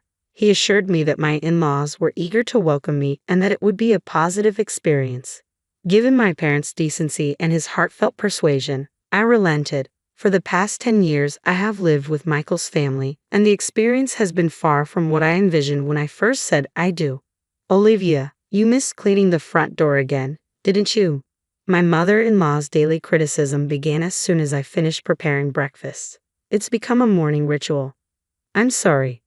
Apologies aren't enough. If you understand, get it done right now. Despite needing to head to work, I'm treated like a servant from the moment I wake up. Since moving in with my in-laws, I've had to rise at 5 a.m. each day to cook breakfast and tidy up. It would be nice if she, a housewife with plenty of time, would take on some of the chores. Yet she avoids housework entirely. I rush through my morning tasks, go to work, and when I return home, I start dinner right away. By the time I collapse into bed, exhaustion overwhelms me, and I fall asleep immediately. This relentless routine has persisted for years, leaving me feeling unwell and drained. I'm sure stress is the cause. I don't want the neighbors thinking I'm neglecting my duties, so I make sure to clean thoroughly. Meanwhile, my mother-in-law lounges in the living room, enjoying the breakfast I prepared. You'll be late for work if you don't hurry, she warns. Despite the situation, my husband has never defended me, and my father-in-law pretends not to notice, hiding behind his newspaper. Ever since moving in with Michael's family, I've endured relentless mistreatment. The stress has caused me to lose significant weight and look unhealthy. You're too skinny and unattractive. That's why you can't have a child. I lost a significant amount of weight suddenly, and my periods stopped, making it impossible for me to conceive. Despite my mother-in-law being the root of my stress and health issues, I found myself blamed for it. Before marrying, I was diligent about my health and appearance, but now, those aspects have nearly vanished. The continuous harassment from my mother-in-law and the distress of seeing my changed reflection have left me deeply depressed. I've become entirely subservient to her, so much so that I no longer have the energy or desire to leave the house. Then came the devastating news. My father had died suddenly in an accident. I hadn't visited my family home in ages because my husband and mother-in-law would berate me whenever I mentioned wanting to go. The news of my father's death hit me hard, and I deeply regretted not spending more time with him. Although my family home is just an hour away from my in-laws, when I asked my husband and mother-in-law to attend my father's funeral, the response was chilling. There's going to be a funeral for my father. Oh, we're not going, just let your family handle it.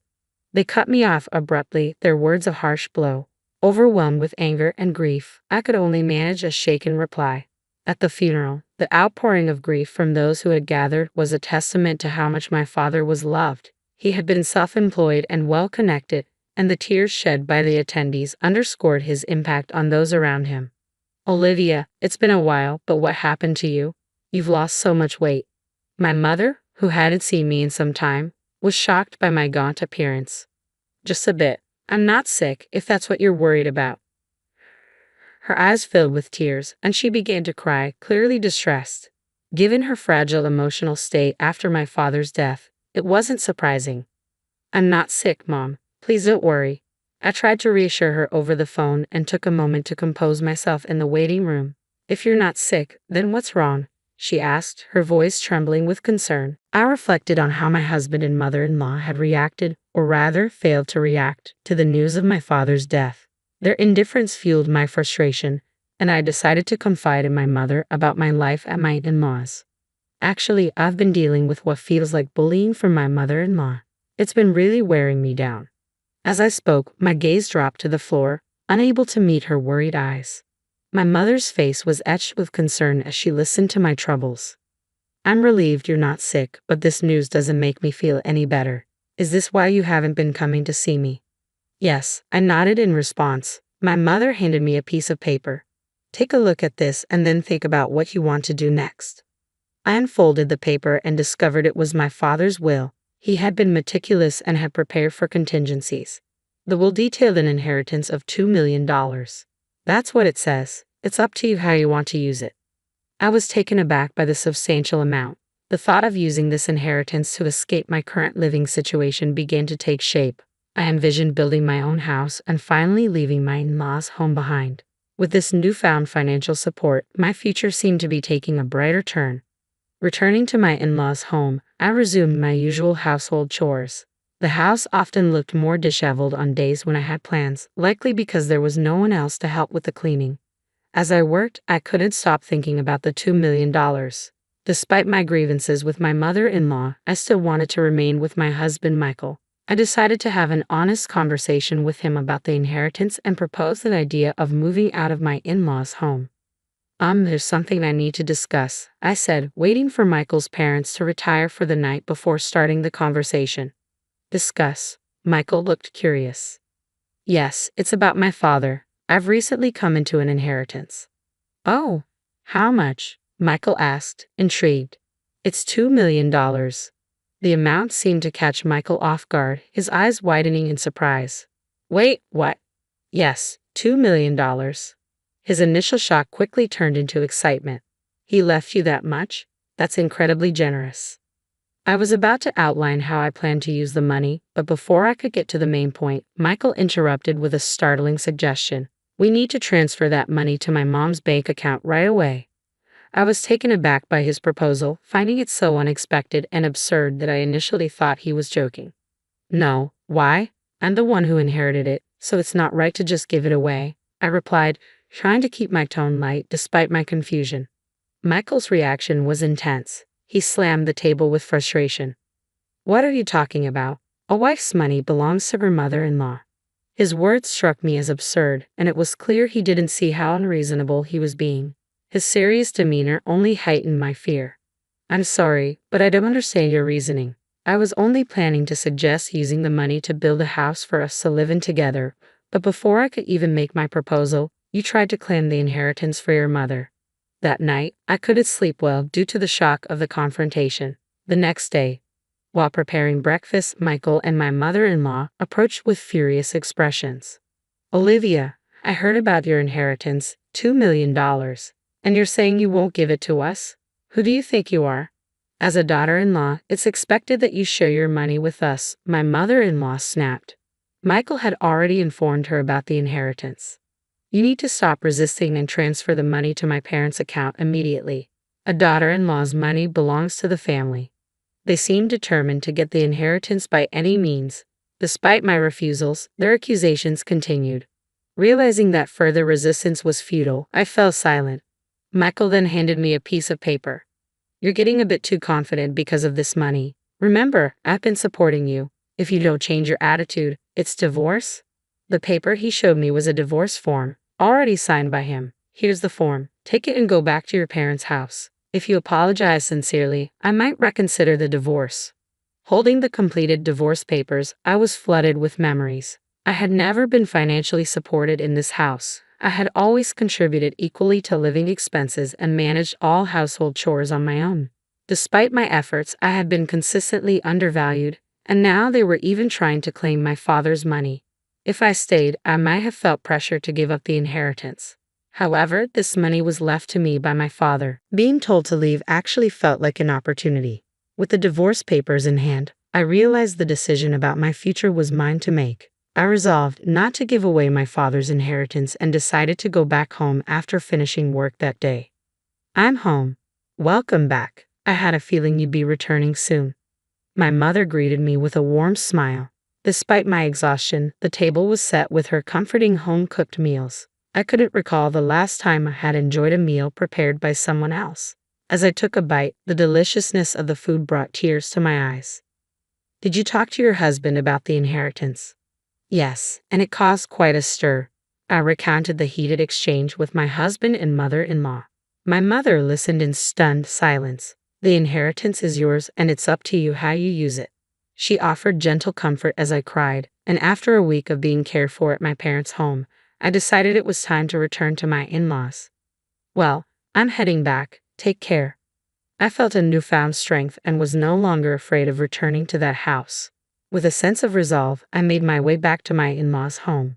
Back at last. Have you thought about your behavior? As soon as I arrived, my husband and mother-in-law were waiting for me, arms crossed and expressions stern. Yes, I apologize. Please let me stay in the house again. I offered a perfunctory apology. My mother-in-law's grin widened upon hearing this.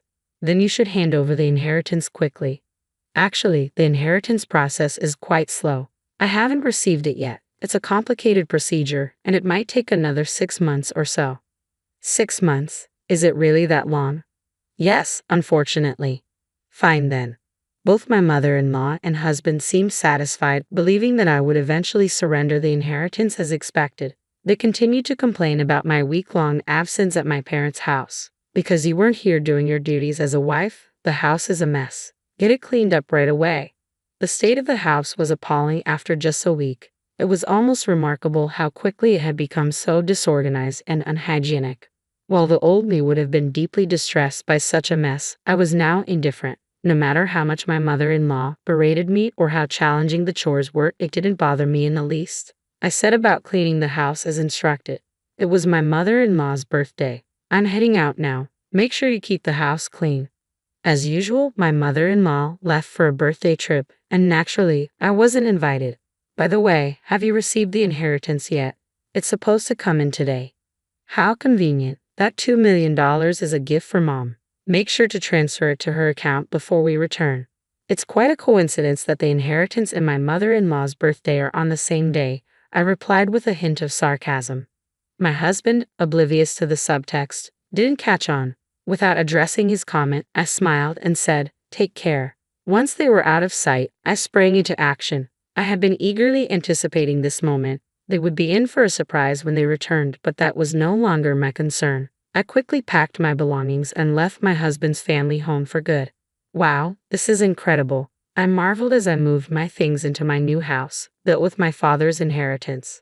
I'm so thrilled to live in such a beautiful home, I said to my mother, who had come to stay with me. It was a relief to be free from the burdens of my former life. I settled into the plush sofa, feeling a deep sense of contentment. That day was a celebration of our new beginning, complete with a luxurious meal prepared by a chef we had hired. The following evening, my phone rang. It was a call from my husband. What the hell is going on? My husband's confusion was evident as he discovered that all my belongings had vanished upon his return.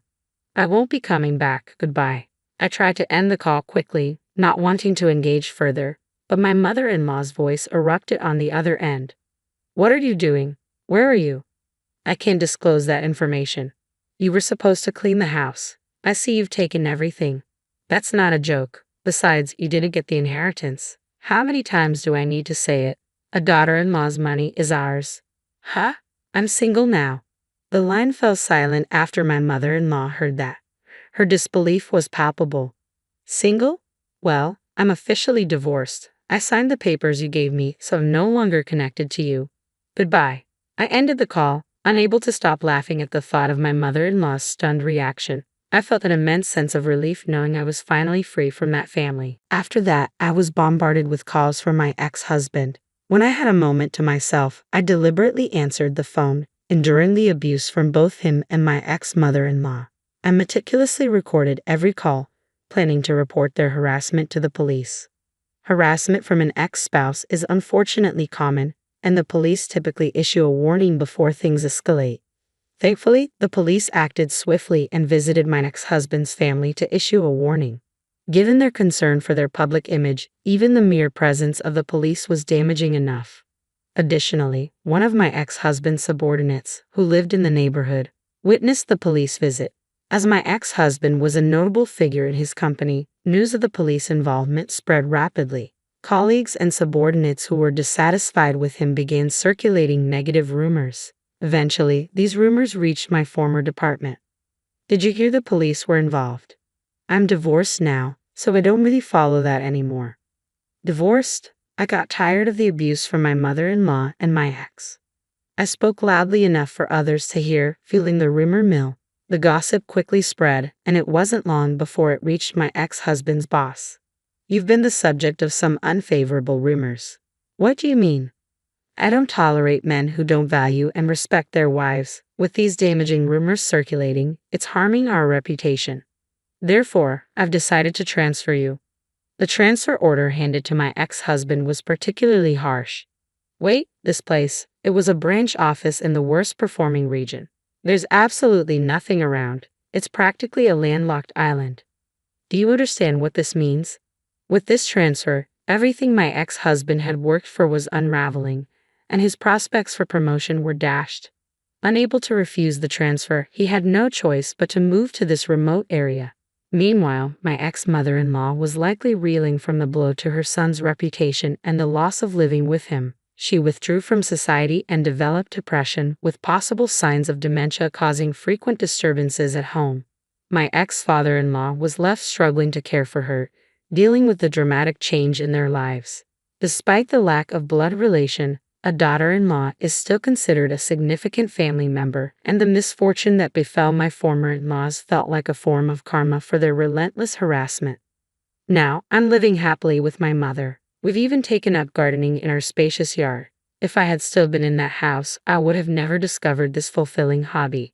Finding this new passion has reinvigorated me, and my body, once worn out by stress, has regained its health. I'm thrilled to have severed ties with my former in-laws and to be enjoying this new chapter in my life.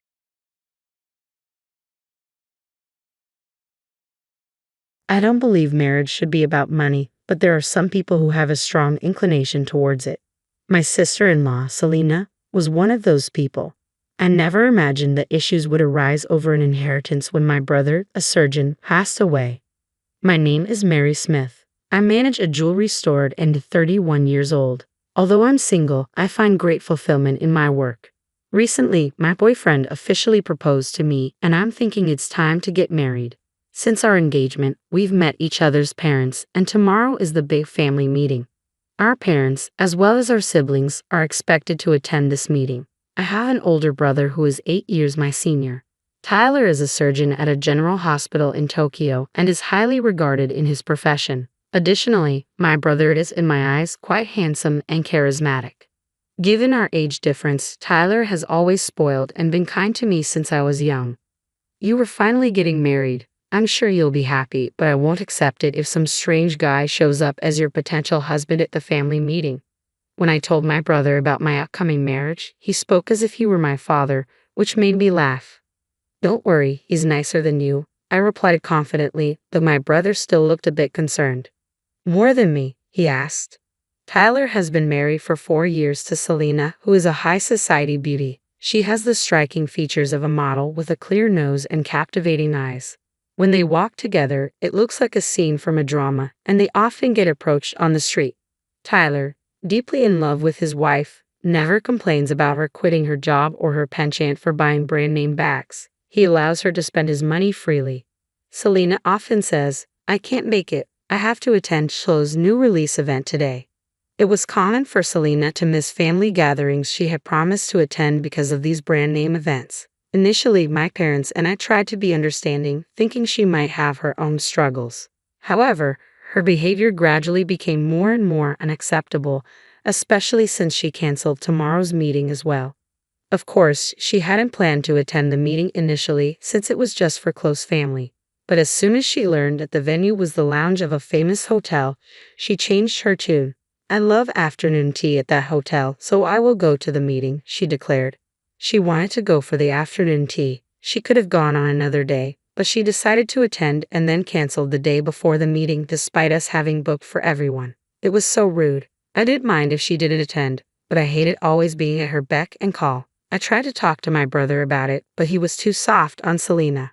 "I'm really sorry for bothering you every time," he said. "I'll make her listen to me. Besides, I'll be there tomorrow." He persuaded me. What I couldn't stand was not just her selfishness, but the way she made my brother, a busy surgeon, apologize, take messages, and run errands for her. Selena became a full-time housewife after their marriage, but she doesn't do any housework because she hires cleaners, and they mostly eat out. She's not busy, her schedule is always filled with shopping for branded bags and clothes. The next day, the meeting went well. My boyfriend got his endorsement, and the gathering ended peacefully. It was a really nice meeting, or so I thought. That evening, I got a call from Selena. As I was telling her that the dinner party had ended without incident, she suddenly started yelling at me. "It doesn't matter. You don't have to answer anything I didn't ask you. Besides, where are my scones and macarons?" I was taken aback, silently thinking, what in the world is she talking about? I did remember her asking me to buy sweets. I was about to ask her what she meant, but she cut me off. "Are you listening to me? Don't tell me you didn't buy them. You really are not attentive. Tyler, you and your sister are all annoying." I tried to recall if she had asked for any snacks, but nothing came to mind. I attempted to respond, but she continued screeching over the phone. "I told you that I love afternoon tea at that hotel, didn't I? Since I couldn't make it there, it's only right for you to bring me a souvenir, right?" I started to understand her twisted logic. As I tried to process it, her voice grew even louder. "Hey, if you haven't bought it, go buy it. I was looking forward to it. But the main reason we went to that hotel today was for a family meeting, right? If you wanted those treats so badly, you should have come since you had the whole day free," I retorted. I tried to respond, but she just said, "Never mind," and abruptly hung up the phone. I was left wondering what that was all about. I had been in a good mood after the dinner party went well, but now I felt exhausted. I couldn't help but wonder how Tyler managed to get any rest with Selena's extreme emotional swings. Why did he marry her in the first place? Sure, she's impressive on the outside, but she's so self-centered on the inside. I wondered if her appearance had led to her being spoiled growing up. While I was concerned for Tyler, I knew it was his decision, and I couldn't interfere in his marriage. My brother also supports my own upcoming marriage. The next day, while serving customers at the jewelry store as usual, I noticed a familiar face outside the glass door. It was Selena, and she was arm in arm with a man who looked to be in his late 20s, which meant he was about 10 years younger than my brother. They entered the store, chatting intimately. I decided to serve them and called out. Selena spotted me and said, "Oh my God, you're working here. That's so funny," laughing without a trace of apology. "Who's the man with you?" I asked, trying to keep my tone neutral, but she simply replied, "He's from my old modeling days." Even if they were old acquaintances, I wondered why they were so close while she was married. As I puzzled over this, Selena leaned over the glass display and asked, "Can you show me this diamond necklace and that one too? Do you offer an employee discount?" Her carefree manner was unsettling. I was embarrassed by her brazen behavior and explained that I couldn't offer any discounts, though I felt uncomfortable about the possibility of the man buying the jewelry for her. Selena became a bit huffy but eventually chose a couple of diamond necklaces and left the store. As expected, the man paid the bill. I wondered about the nature of Selena's relationship with that man.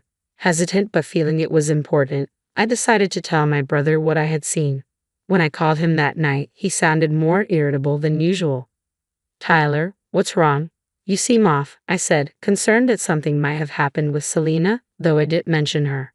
He replied, No, I'm fine, Mary. I heard you're getting married soon. Are you saving up a wedding fund? I am, I said. We're planning our wedding for next year. I was hoping you and Selena could join us. His response was non-committal, which made me wonder what was troubling him. Mary, I have something to give you next time. Meet me at our parents' house, he said abruptly, ending the call before I could respond. Maybe he was just having a rough day. My brother, as a busy surgeon, tends to prioritize others' health over his own, often neglecting his well-being. He laughs it off as an occupational hazard, but his constant busyness always worries me. I couldn't shake the worry about whether my brother was still working through surgeries every day. It seemed unlikely that Selena, who should be concerned for him, would offer much support. Tyler later sent me an email with the details for the gathering at our parents' house, which my parents also received. When I arrived at my parents' house that day, I noticed that Tyler had already come. Even though it had only been a few days since I last saw him, his complexion was noticeably worse. I said, Hey, what's wrong? You look exhausted. Haven't you been sleeping? My parents and I were concerned, but he only mentioned being busy with work. In front of my parents, I decided to confront him directly about my concerns. The other day, Selena came into my store with a young man. Was that cheating? Tyler, are you being cheated on again? I've noticed her pattern of cheating for some time, but I've been too preoccupied with my work to address it. My brother confirmed my suspicion, which only fueled my parents' anger. Now that you mention it, Selena wasn't here for today's gathering. Her absence is exactly why I felt compelled to bring this up, I added. When I asked Tyler about Selena's whereabouts, he said, Selena isn't here today. That's why I asked everyone to come. I have a favor to ask. With a serious expression, my brother began to share some surprising news. After hearing him out, we exchanged glances and asked repeatedly, Tyler, is this true? Are you sure about this? No matter how many times we asked, his response remained the same. 3 months later, my brother passed away. He had developed stomach cancer due to stress and overwork. It made sense. Despite working tirelessly every day as a surgeon and being on call, his wife was not only neglecting housework but also not showing any concern for his well-being. Tyler had been aware of his worsening condition. He had undergone rigorous tests due to his discomfort and discovered the cancer. He tried to treat it, but I wish he had confided in us sooner. Why did you always keep things to yourself, Tyler? At the funeral, I was overwhelmed with a sense of helplessness. Memories of my brother, who had always been there for me as a child, replayed in my mind. He was there when I fell and when I struggled with club activities. He left us far too young, not even 40. My grief was profound and I struggled to manage my emotions. But one person stood out as completely out of place, Selena. Despite her husband's passing, she wore a flashy diamond necklace she had bought from my store on the day of the funeral. The necklace was extravagant and entirely inappropriate for such an occasion, especially since it had been purchased by another man. It was utterly disgusting and unforgivable. I turned my grief into anger and confronted Selena. What are you doing wearing that necklace? Don't you know how much my brother cared about you? Selena, who seemed unusually cheerful despite the circumstances, replied with a big smile. What are you talking about? Of course, I know he was serious, but it's normal for people to treat me differently. If you don't like it, don't marry me. Don't say that in front of my brother. My parents and I struggled to keep our voices down, feeling the surge of anger and despair. I couldn't help but wish that she would face consequences for her behavior. Selena continued her selfish rant. He was so busy and hardly ever home, and that's the end of us as a couple. But the good thing about being married is that I get an inheritance to enjoy for the rest of my life. I was about to slap her in response to her callous words, but a nearby man stopped my hand. He introduced himself. I'm a nurse who worked with Tyler. He asked me to protect you. I was taken aback as this explanation didn't make much sense to me. Then I noticed that laughter was echoing around the funeral. Confused, I turned to see some familiar faces among the attendees. They were nurses and doctors who had worked with my brother. When I asked the nurse who stopped me why they were laughing, he said, The doctor didn't leave any inheritance, did he? Your family would know. I was shocked. My brother hadn't left a penny of his assets, which Selena didn't know. Her reaction was one of complete disbelief. What? What do you mean? Stop lying. You're just trying to cheat me and split the money among yourselves, right? Tyler was a surgeon in Tokyo. There must be a lot saved up. The nurse's laughter turned into uncontrollable hysterics at Selena's words. My father stepped in front of Selena and asked, "You really don't know?" "What? What are you talking about? Explain it to me," Selena demanded. I took a deep breath and explained that my brother had given away his money during his lifetime, including a substantial wedding fund of 10 million yen for me and other distributions to friends and family. Tyler had exhausted his resources on extravagant entertainment, unable to manage the stresses from work and family. As I continued explaining, I watched Selena's complexion shift from blue to white. My brother, despite being the high-spec, seemingly perfect person, had spent extravagantly to relieve his stress. He wasn't the type to visit disreputable places. Instead, he hosted lavish parties, renting out cruise ships and staying in five-star suites. It was clear now that he had wanted to share these experiences with Selena, but she was absent during his difficult times.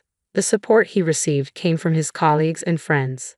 The nurses who had been laughing earlier spoke up. Despite his busy schedule, he always took care of us and threw parties that other doctors wouldn't. Those parties made us feel like celebrities and motivated us to work harder, even through tough times. Moreover, my brother had donated the remainder of his estate to the hospital. The hospital's top executives were present to pay their respects, and his substantial donation would greatly support future medical research and care. Selena's reaction was one of utter disbelief. She yelled at my brother's colleagues, "We don't have children, so I'm supposed to get everything right. How dare you take it from me without permission? You're thieves. I'll make sure you all pay for this." After her outburst, she stormed out. 4 months later, Selena called me. "Wait, what do you mean?" she demanded as soon as I answered. She was in the midst of organizing her assets, including the mansion she now lived in and Tyler's bank accounts, only to discover that Tyler had substantial debts. While 20 million yen might seem like a small sum considering his earnings, it was a significant amount to be fully withdrawn. Selena, having prioritized the mansion, apparently overlooked the debts during the inheritance process. "Hey, we're family, right? You'll help me, won't you?" she pleaded. My response was blunt. "Tyler is dead, so we are no longer family. If you had been supportive of him, I might have helped you. But given your selfishness, I can't offer any assistance now." Selena, her voice fraying with desperation, said, "So, I inherited both the mansion and the debt. If I renounce the inheritance, I have no place to live." I answered coldly, "Inheritance includes debts. Besides, I heard you can renounce the inheritance within 3 months of being informed about it. Why don't you sell some of those new designer items you've accumulated?" Selena's response was a mix of tears and repeated apologies, but I ended the call without offering further assistance. After my brother passed away, we postponed the wedding by a year. My fiancé and my in-laws understood my grief and agreed to delay it further if needed. I felt as though my brother would disapprove if I allowed myself to remain too sorrowful. I wished he could have been there on my wedding day, but I promised myself to live in a way that honors those who have supported me, just as he did. As I prepared for the wedding, I was struck by how many people continued to pay their respects to my brother. His colleagues and friends frequently visited his grave and offered incense, a testament to how deeply he was loved. It was reassuring to see that his generosity had made a lasting impact, though I had initially worried that his spending might have led to people coming only for the money. His kindness was evidently genuine, as his dedication to supporting those around him was clear even after his passing. On another note, I've heard troubling news about Selena. The jewelry store where I work and network within the industry often exchanges information, and recently, Selena's financial downfall has been a hot topic. She's been returning jewelry to various stores, not just mine. Even more concerning, she's been seen with multiple men at different locations, suggesting that she might be involved with as many as 20 people. The rumors are circulating quickly among those who love gossip. Some of these men are married, which raises questions about how many alimony payments she might face. Selena has been forced to sell her mansion and now lives above a restaurant while juggling 3 part-time jobs. Despite these efforts, her debts continue to grow due to her excessive spending habits. Unlike my brother, who used his wealth to support others, Selena squandered hers on herself. In a way, their spending habits were a strange match. While I've witnessed how wrong it is to marry for money, I remain committed to honoring my brother's memory by living a life of integrity and gratitude, just as he did for me.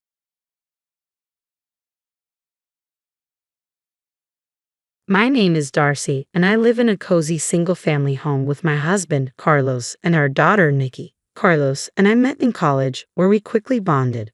I was studying design, and he was focused on law. Our paths crossed in the same club, and after graduating, I joined a design firm, diving into the work I loved. Carlos and I dated through college and married in our early 20s. While I continued working during my early pregnancy, I chose to focus on raising Nikki once she was born, supported by Carlos and others who encouraged me to prioritize parenting. Now, I work from home, blending my passion for design with my role as a mom. Carlos passed the bar exam after college and is now a dedicated lawyer. Mommy, I'm going to play with my friends. Be back before dark, okay? Nikki's cheerful voice is a daily reminder of how blessed I am with my family. One day, while out shopping a bit farther from home, I spotted my mother-in-law, Christine, struggling with some heavy bags. I decided to approach her. Mother-in-law, what a surprise. I greeted with a smile. It had been a while since we last saw each other, and I was glad to run into her. Would you like to grab some tea? I'd love to, but I'm in a bit of a rush, Christine replied. Oh, I understand. No problem. Let's plan for tea another time. In the meantime, let me help you with these bags. They look quite heavy, I offered, sensing that she could use a hand. After a bit of persuading, I loaded her bags into my car. They were indeed heavy, and carrying them seemed like a challenge.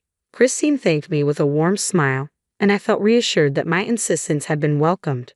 Plus, there was something important I had been wanting to discuss with her. As I drove Christine home, we chatted about various topics to pass the time. The drive to her in-laws' place takes about 3.5 hours, so we don't visit often. However, we do make a point to go for New Year's celebrations, so I'm familiar with the route. Didn't you have trouble carrying all these bags by yourself? I asked, bringing up something that had been on my mind. One of the bags contained groceries, while the other was filled with daily necessities and cosmetics that seemed more suited to a younger person than to Christine's usual preferences. Well, they're essentials. I ended up buying quite a bit, Christine replied, her expression looking a bit weary. I chose not to press further and continued driving us to her home. Darcy, thank you so much for your help. This is far enough. I can handle the bags from here. Oh, you don't have to, I protested. As Christine opened the front door, I placed the bags at the entrance. Just then, a harsh voice cut through the air. Finally, you're back. What took so long? The voice belonged to my sister-in-law, Katie. Her surprised tone and unfinished sentence made me pause in surprise. Katie's disheveled appearance and the phone she was holding only added to my unease. Christine looked flustered as she took in the scene. Sister-in-law, it's been a while. How are you? I greeted her, trying to sound upbeat. Fine. It's been a while for you too, Katie replied with a quick, somewhat forced smile. I could tell she had just woken up. I apologized for the unannounced visit. I happened to see Christine struggling with her bags, so I offered to help. I see. I just got back from work this morning. I'm a bit of a mess. Thanks for your help, mother-in-law. I'll take it from here. Katie swiftly grabbed the bags and carried them inside. I leaned in and asked softly, Christine, is everything okay? Christine gave a reassuring smile and nodded.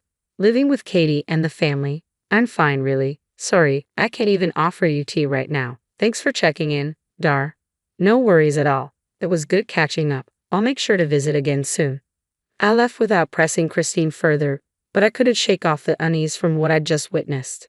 Originally, Christine was supposed to live with us after my father-in-law passed away over a decade ago. Brett, my brother-in-law, had suggested we'll stay in the family home and take care of Mom. Carlos, my husband, was initially worried about this arrangement, but I took the initiative to discuss it. Unfortunately, the conversation didn't go well. Carlos's work schedule is unpredictable, and although I work nearby and Katie's parents live close too, I still felt uneasy about the situation. Don't worry, I used to be a troublemaker, and I hadn't done much for Mom. I want to make it up to her, Brett had said. Carlos couldn't argue much given the circumstances. Eventually, with Christine's agreement, Brett and his wife moved into her house. After seeing Christine today, I decided to share my concerns with Carlos. Really? That's concerning. I'm not sure, but it does make me a bit worried. Let's give Brett a call. Carlos decided to reach out to Brett. Hey, Carlos. What's up?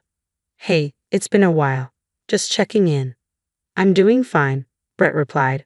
After some small talk, Carlos steered the conversation towards their living arrangements. Calls often turned to discussions about how well things were going between Brett and Katie, and this one was no exception. Glad to hear you're doing well. Yep, we're taking an extended vacation next week. What about Mom? Is she coming along? Er, Mom suggested we go alone this time. Carlos and I exchanged a glance. Given Christine's personality, this wasn't entirely surprising, but Brett's hesitation was noticeable. In that case, let's have Mom stay with us while you're away, Carlos suggested. What? Brett's voice was full of surprise as Carlos spoke, and I looked up, curious. Carlos, who was smiling at me, gave a slight nod and continued, we haven't seen Mom in a while, and I think Nikki will be thrilled to have her here. I'll arrange things with her so it's all set. Hey, wait, Brett started to protest, but Carlos had already ended the call. He sighed deeply and looked at me with a serious expression. We have found an opportunity to discuss Christine's situation, and Carlos quickly finalized the details with Brett. I then coordinated with my mother-in-law, and she agreed to stay with us for about a week. Granny's coming today. Yes, isn't that exciting? Yeah, Nikki loves Granny. Nikki was thrilled about her grandmother's visit. A few days later, my mother-in-law arrived with just a few bags. As soon as she stepped inside, she seemed relieved and bowed her head. I'm sorry for intruding for a whole week. Don't worry about it. You're more than welcome here. Nikki has been looking forward to this, so please make yourself at home. And so, we spent the week together. However, from the very beginning, I felt uneasy about my mother-in-law's behavior. Before her arrival, I had cleared out the home office I used for work to make space for her. When I showed her the room, she immediately remarked, "Oh, you've gone to so much trouble. I'd be fine with just a corner." No need to worry. Please use the room as you like. I only use it for work, I insisted. Despite my assurances, she remained apologetic. With the kids out of school that day, I was planning to prepare lunch for us. But Christine kept insisting, "Let me cook. Can I use the fridge?" Even though I wanted her to relax, she seemed determined to help with household chores.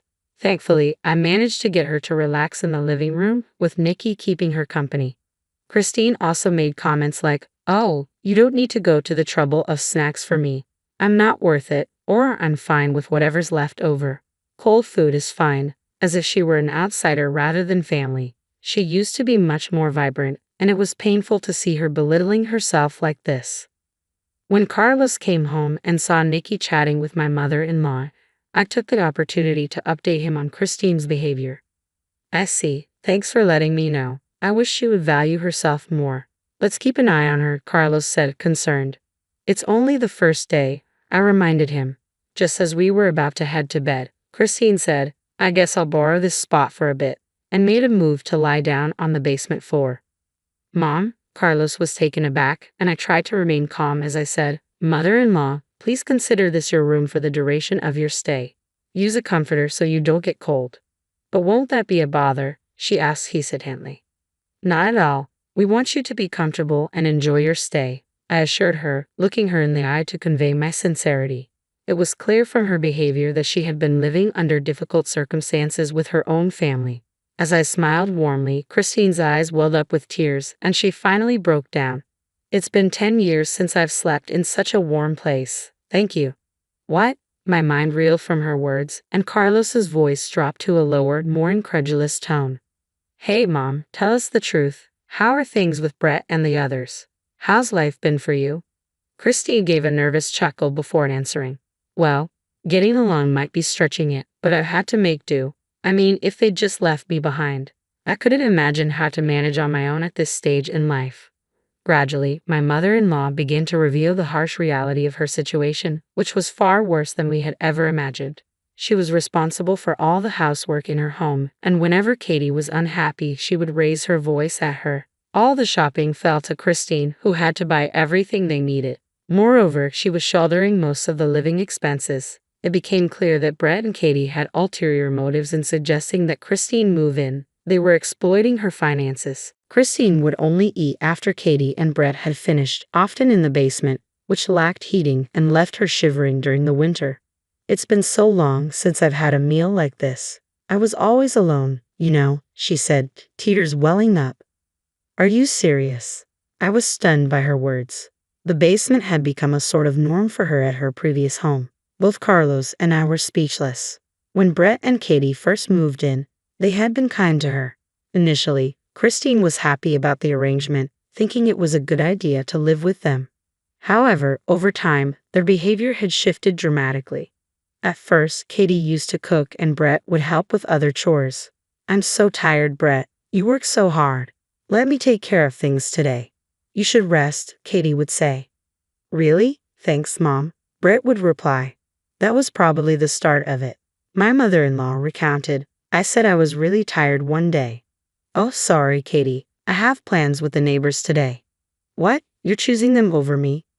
'Oh, I apologize. That's selfish of me.' 'No, that's not it.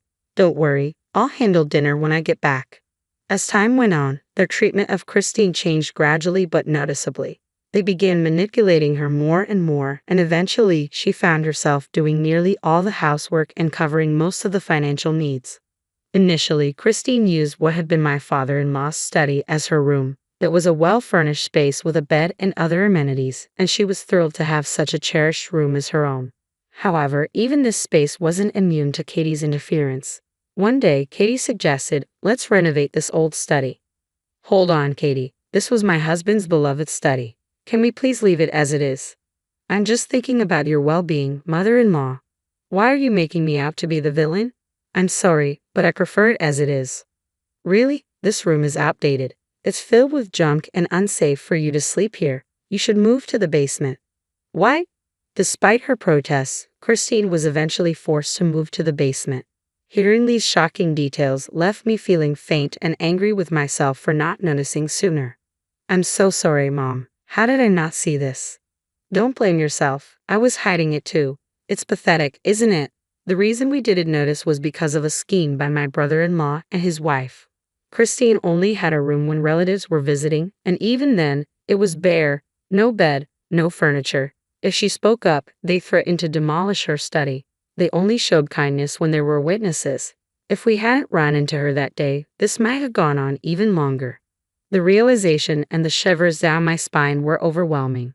I had always wanted to discuss this with Carlos, but the study and the house were full of memories with him. Tears streamed down Christine's face, and I couldn't hold back my own. Our precious mother-in-law had endured this for over a decade. I couldn't fathom the suffering she had been through. I couldn't understand how her own family could treat her this way. I hugged her tightly, feeling a surge of anger and sorrow. "Darcy, I'm sorry. I need to step out for a bit." After our emotional outpour, Carlos gently rubbed my back and spoke softly. "Don't worry, Darcy and Mom. I'll take care of this. Just look after Mom for now." I nodded in agreement. "Got it. Leave mother-in-law to me." Carlos gave Christine another comforting hug and stroked her back before turning to me. "Go teach those awful people a lesson," I said firmly. "Of course." Carlos chuckled softly, nodding before he left the house. Later, he called to let me know he wouldn't be back until the next evening. I shared the update with Christine, and we tried to lift our spirits with warm milk and lighthearted stories. Nikki, who had heard the commotion, looked worried but joined us. I want to replace some of the bad memories with happier ones. Normally, I'd remind Nikki not to stay up too late. But since tomorrow was a day off, we enjoyed chatting until we were ready for bed. "All right, that's enough for tonight, mother-in-law. How about we go shopping together tomorrow?" "Ha!" Christine looked surprised. "We can buy whatever you want and enjoy some delicious food. There's a cute dessert place Nikki loves. Let's spend a relaxing day together." Her eyes filled with tears again as she nodded, repeatedly saying, "Thank you, thank you." That night, we set up an air mattress in the living room and slept close together, with Christine in the middle. The next morning, Christine greeted us with the same warm smile she used to have when my father-in-law was alive. "Good morning." As promised, we spent a delightful day shopping and enjoying each other's company. In the evening, we received a message from Carlos saying he had returned home, so we headed back as well. Before entering the house, I took a moment to tell Christine, "Mother-in-law, we are on your side. Whatever's hurting you, you can let it out here. We'll always be here for you." "And me too. I'm on Granny's side as well." Christine nodded silently in response. "Welcome home. Sorry for leaving the house to you. We're back. Everything okay?" "Yeah, everything's fine here." Carlos greeted us with a warm smile. I had Nikki and Christine wait in my home office while I walked into the living room. My eyes widened as I saw my brother-in-law and his wife sitting on the floor, their hands resting on their knees and trembling slightly. They greeted me in soft voices, their faces betraying their apprehension. What happened? My concern was evident. I looked to Carlos, who maintained his warm smile. I hadn't done anything yet, he said. The word yet made me tense, racing for what was to come. Carlos cut straight to the point. Starting today, Mom will be living with us. I felt a wave of relief. Carlos continued speaking as I nodded in agreement. Brett, do you fully understand the impact of what you've done to Mom? And you too, Katie. Do you realize what you've done to someone else's mother in her own home? I can't say it's entirely your fault. We didn't notice it either. But you need to take responsibility for your actions. You're supposed to be mature adults, Carlos said passionately. It was the first time I'd seen the usually gentle and calm Carlos so angry. I don't like mixing work with family matters, but this time, I'm speaking as Miss Christine's attorney, not as family. His voice was friendly but carried an icy undertone. My brother-in-law and his wife responded meekly, yes. After several hours of intense discussion and decision-making, it was concluded that my brother-in-law and his wife would no longer live with us. They were required to return all the money they had taken from Christine, plus additional compensation. Respecting Christine's attachment to her study and home, they were to move out immediately and were banned from ever entering her home again. Upon hearing this decision, Christine managed a troubled smile. So, we're family, right? Asking for damages seems a bit excessive, don't you think? Carlos replied firmly, no, this is more of a gesture from Brett to Miss Christine, isn't it? Brett nodded so vigorously that it was almost comical. Yes, I'm truly sorry for everything. Please accept this as a token of our regret, Brett said, looking thoroughly chastened. After the conversation, Carlos took a deep breath and turned to my mother-in-law. Please accept this, Mom. Let's put this behind us. Brett and his wife will remember their actions and ensure nothing like this happens again. Both Brett and Katie nodded silently. Carlos then added with a gentle smile, this will never happen again, right? Yes, never again. Absolutely, they replied in unison. With that, the conversation concluded. Within a few months, we received the damages arranged by Carlos from Brett and Katie. Although my mother-in-law wanted to give us the full amount as thanks for our support, we declined. She insisted on contributing a small portion each month for groceries, and we agreed, letting her keep the remainder for herself. Carlos, what exactly did you say to Brett and Katie that day? I asked him when we were alone, curious about the conversation. Carlos scratched his head, though it wasn't really itchy. Don't lose faith in me. Why would I? You stood up for my mother-in-law and made them regret their actions. Carlos explained, after hearing what happened, I reached out to Brett right away. It's unusual for me to get angry, but when I do, people say I can be quite intimidating. I think my call really shook them up. I demanded to know where he was, and despite his attempts to stay distant, I drove straight there. When I arrived, I confronted them both. I had trusted Brett with Mom, and I couldn't let this go. I didn't know all the details, but their fear told me it must have been quite frightening. As they were leaving, Brett and Katie bowed deeply, repeatedly apologizing. We're really sorry. Seeing my mother-in-law and Nikki happy made me feel relieved. Thank you, Carlos, for standing up for us. I'm grateful for your support. Carlos smiled and said, I'll continue to do my best for our family. I looked at my dependable husband and my mother-in-law who had chosen to rely on us. Even after everything, it's comforting to know we can still be a happy family. I'm determined to make up for the hardships by being a supportive daughter-in-law and doing my best in every way.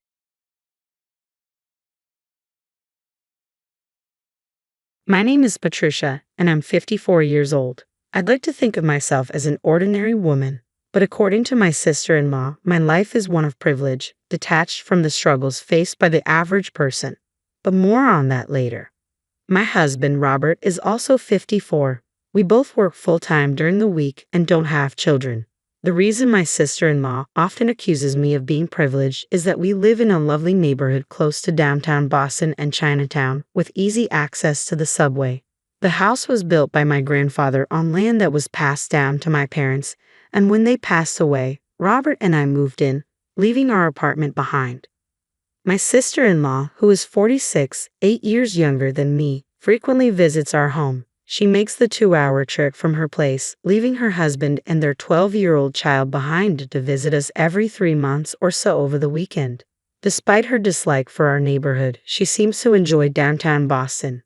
She often reminisces about her early life, describing how she was spoiled as the youngest child, born later in her parents' lives. Robert remembers her as a tiny, adorable baby, and while he fondly recalls their childhood, I've struggled to warm up to her. Her favorite line is, "It must be so nice to grow up without any real struggles in a place like this." She often sarcastically adds, "I was raised in the countryside with no fun places to go while you had everything handed to you."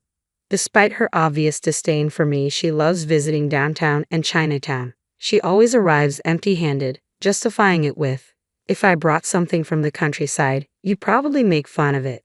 She'll then talk about how fortunate I am to live so close to everything, while she and her family have to contend with high gas costs due to their reliance on a car. When I respond, "But your area is lovely too. I appreciate the fresh air and the kindness of the people there," she retorts, "Is that supposed to be sarcasm? You have everything you need within walking distance and great public transportation, while we country folks can't get by without a car." Whenever I'd say, "I don't really go out much since I'm working during the day," my sister-in-law would respond with, "What you really mean is, of course, I live near all the major tourist spots, unlike you, right?" It makes me wonder who's being sarcastic here. Her comments can be pretty cutting, so I've mentioned my frustrations to Robert before. He always brushes it off with, "Oh, my sister's just outspoken. She's very straightforward." Recently, I heard that my sister-in-law is planning to build a house. During one of her visits, I asked, "Where are you building it?" She replied, "Obviously near my current place, Patricia. Unlike you, I had to buy my land. I wasn't born with property to inherit like you, so I couldn't afford a nicer area. Must be nice to be rich." Feeling genuinely exasperated, I asked, how should I have phrased it so I wouldn't come off as offensive? She just laughed and said, "Maybe you should just stay quiet. Everything you say sounds offensive anyway." From then on, I was left with no choice but to stay silent. I felt completely excluded from the conversations. Despite this, she continues to visit, now more frequently than before. And Robert allows it. I asked him, "Isn't it strange that your sister comes over, ignores me, uses our bathroom, eats our food, and still won't acknowledge me?" He replied, "Patricia, I told you she's straightforward. You don't have to talk to her. She leaves her husband and child at home, so you don't need to entertain them either. But still." One day she went out to Chinatown, came back, used the bathroom, went to bed, and didn't say a word. The next morning she ate the breakfast I prepared without even thanking me before she left. Since when did our home become an inn? Am I now a cook, a maid, and a hotel manager? I feel like we should be charging her for a season pass at this point. 3 months later, my sister-in-law visited us again. She planned to explore the town during her stay. That evening, she spent a long time chatting with Robert. She stayed overnight and left the next day, but Robert was bubbling with excitement and showed me a bunch of photos. "Hey, check this out," he said, eagerly presenting a picture. "It's the house my sister built." "Oh, her house is finished now. Let me see." The photo showed a pristine white building, looking brand new and quite attractive. "Isn't it amazing?" Robert said, flipping to another picture. I squinted at the next image. At first glance, it looked like a small garage, and the mock in the photo suggested it wasn't large enough for a car. "What is this? Isn't it incredible?" Robert beamed. "It's a custom-made garage for a motorcycle. My Harley will fit perfectly in here." "What?" I was completely taken aback. "Yeah, like I said, it's designed for my Harley. I don't understand. This is supposed to be your sister's house, right?"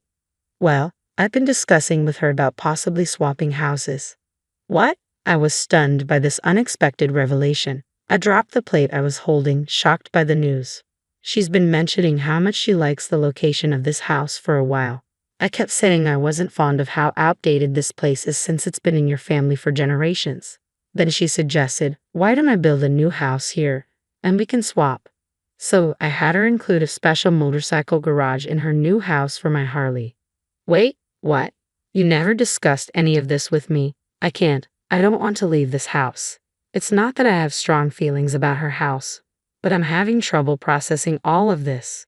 Robert's irritation was evident, perhaps because my objection was unexpected. "What's the problem?" My sister and I have been talking about this for a while. So what? I wasn't included in any of those discussions. You've been ignoring me this whole time. But think about it, it's a great deal. Plus, it even comes with a garage for my motorcycle. What about me? You know I love watching suspense shows, right? Their house has a TV too. Robert is passionate about his Harley Davidson and values it greatly, almost as much as his own life.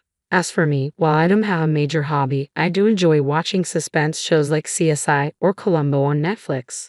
But my commute, your bus and train ride will just be a bit longer, that's all. A bit longer. It'll be an extra 2 hours. Well, I can ride my Harley. A longer commute might actually be good for you.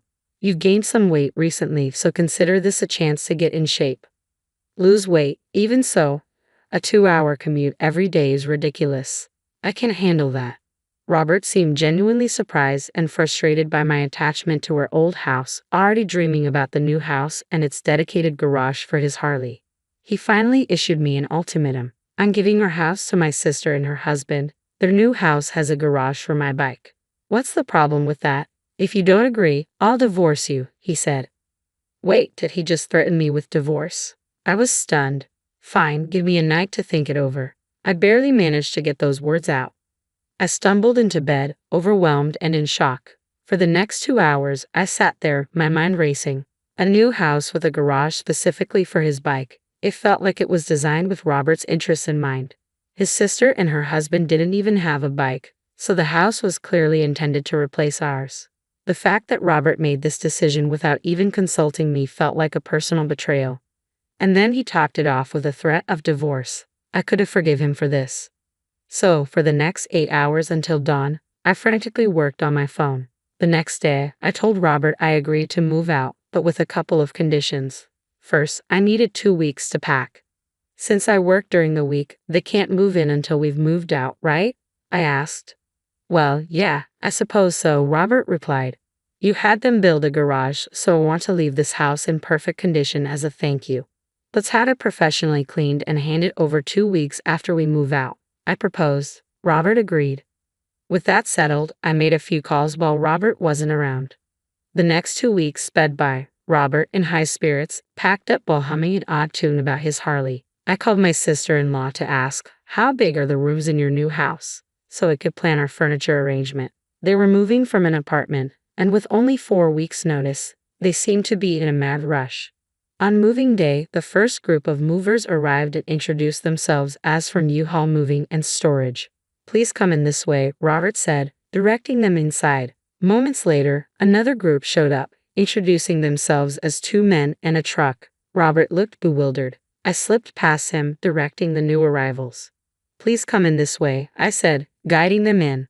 Robert's confusion turned to alarm as he shouted, what's going on? I said we could move, so I'm moving to my new home, I explained. The boxes with the yellow tape are mine. U-Haul will take those and the rest can go with 2 men and a truck. An hour later, as the movers wrapped up, I said, thanks for everything. I'll mail you the divorce papers later. Robert's panic was evident as he shouted, hold on a second.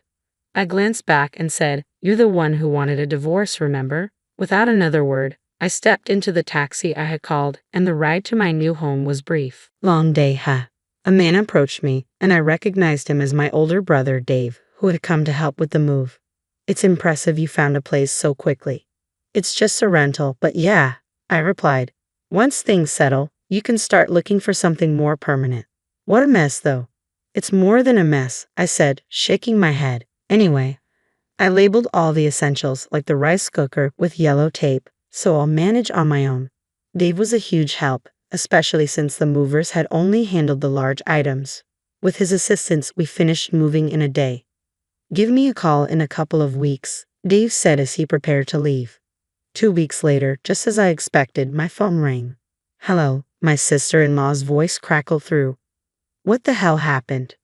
I stayed silent, enjoying her frustration. The house is gone. I tried to stifle a laugh but couldn't help it. The situation was just too perfect. It's an empty lot. Why aren't you saying anything?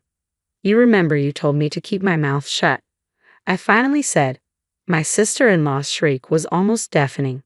The phone was then handed to Robert. Did you really have to go that far? He asked, his voice cracking with emotion. Look who's talking. You're the one who threatened me, I said, laughing uncontrollably. Besides, I made it clear I wanted everything cleaned up, didn't I? Your idea of clean is completely off, Robert retorted. It's the ultimate clean, like a fresh start. I could see his frustration as he clenched his fists. Anyway, come over so we can talk. There's nothing I need to discuss with you, I replied. If you refuse to come, I won't sign the divorce papers. Remember when I refused to leave the house? You threatened me with divorce. Look how quickly you've changed your mind. Shut up, Robert shouted. All right, I'll come to your place, but I'm bringing someone for support, I said, then called my brother. I'm on my way. True to his word, my brother was reliable. Thanks for gathering today, I said. My sister-in-law's husband, whom I hadn't seen since the wedding, seemed nervous as he started speaking, as if beginning another wedding ceremony.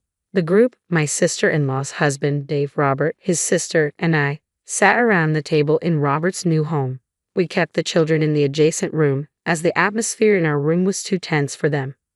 My sister-in-law arrived in high spirits, only to be stunned by the sight of an empty lot where the house once stood. Since they had already ended the lease on their apartment, they had no choice but to move their belongings into his sister's newly built house. As a result, the place was overcrowded with duplicates, 2 cabinets, 2 tables, creating a cramped mess. It looked like a chaotic TV broadcast accident. Seriously, why did you tear the place down? This is taking things too far, she fumed. Exactly. Just because my sister is laid back and you're sensitive doesn't mean you can treat her like this. How low can you be? Robert and his sister shouted. I couldn't help but laugh. I inherited that land and house. It was originally my grandfather's, so I can do whatever I want with it. What? Robert was stunned.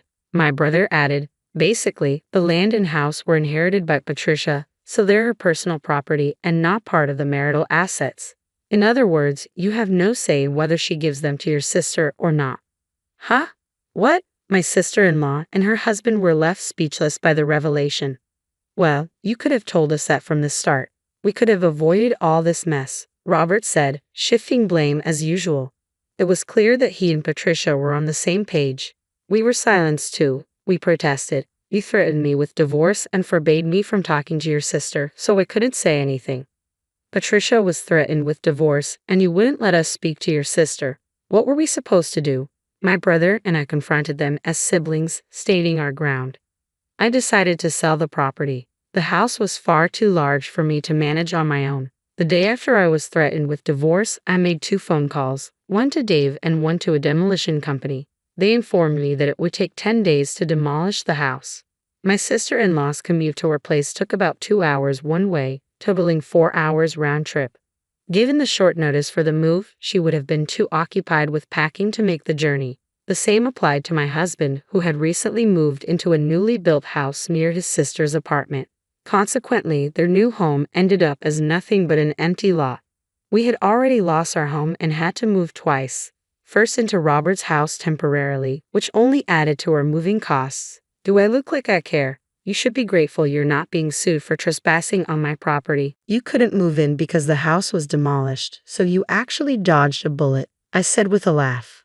Turning to my husband, I added, do you really think a woman who complains about every little expense is laid back? You're quite amusing. Dave interjected, being dismissive doesn't make someone laid back, it just makes them shallow. Does that mean you didn't have Patricia's permission for all this moving drama? My usually quiet brother-in-law finally spoke up. That's right, she told us to keep quiet, and my husband threatened me. They just went ahead and got all worked up on their own, I revealed. Seeing my typically reserved brother-in-law shaking with anger was a sight to behold. Hey, what were you thinking? You've been splurging in Boston and Chinatown for the last 3 months, leaving me and the kids behind. You sold the car, saying you didn't need it anymore since you decided to live there. But this house only has a motorcycle garage. Do you even realize how you've messed things up for everyone in your family? I demanded. What's gotten into you? My sister-in-law was visibly shaken. It seemed she'd never seen him this angry before. Patricia and my brother-in-law continued. This one here told me, I'm taking my brother's house and moving. If you disagree, I'll divorce you. It's surprising how much siblings can think alike. I was almost laughing at how ridiculous it was. I'm sure my stomach will be sore from laughing so much. But since I'm a software engineer who can work remotely, and I thought it would be sad for the kids if their mom wasn't around, I agreed to her demand. Now that things have turned out like this, I realize how her selfishness could hurt the entire family. What you said about Robert's statement made me see things clearly. He took a deep breath, looked at his wife, and said, "You threatened me, and now it's over for us too. I'll take care of the kids and treat your threat as a proposal." "Now it's my turn," I said, turning to my husband. "I'm accepting your demand as a proposal. We're truly done. Goodbye." "Oh, hold on. If I lose the house, doesn't that mean the situation has changed?" I asked. "Exactly. The situation has changed, so it's not fair to cut us off like this," they argued. Both siblings started shouting. I dismissed their complaints with a wave and turned to my brother-in-law. "You guys created this absurd situation, got all worked up, and now you're back where you started," he said, shaking his head. Following that, my sister-in-law's husband and I each hired lawyers and pursued a mediated divorce. The newly built house that my sister-in-law had constructed was awarded to her ex-husband, along with custody of their kids. My sister-in-law, who was always out and about, left the children's care entirely to him, even on weekends. Although the kids initially felt distant and lonely, they now claim to be happier living with their father, appreciating his constant presence. The new house ended up belonging to her ex because she couldn't manage the mortgage payments. Despite her lack of income, she somehow continued to squander money in Boston every 3 months, which was truly astonishing. In the end, her spending habits didn't change, and I heard she ended up deeply in debt. The motorcycle garage was slated to be demolished and converted into a parking lot. My ex-husband, who had been working throughout, found he could no longer afford a Harley. After being kicked out of my house and losing a substantial amount of property, the divorce, he had to part with his prized motorcycle. Deprived of his Harley and hobby, he took out his frustrations on his lawyer and turned to alcohol to numb his sorrows. I transformed the vacant lot where my house once stood into a parking lot. Its proximity to Boston and Chinatown allowed me to charge a premium, generating a steady income. With this new revenue stream, I bought a cozy one-bedroom apartment. As I settled in front of my big screen TV with a satisfied smirk, my favorite show, *CSI, Crime Scene Investigation*, was on. This was my moment. Beer in hand, no makeup, pajamas on, and completely uninterrupted. I had my snacks and was sinking into the couch, savoring the perfect combination of comfort and entertainment as I pressed the power button on the remote.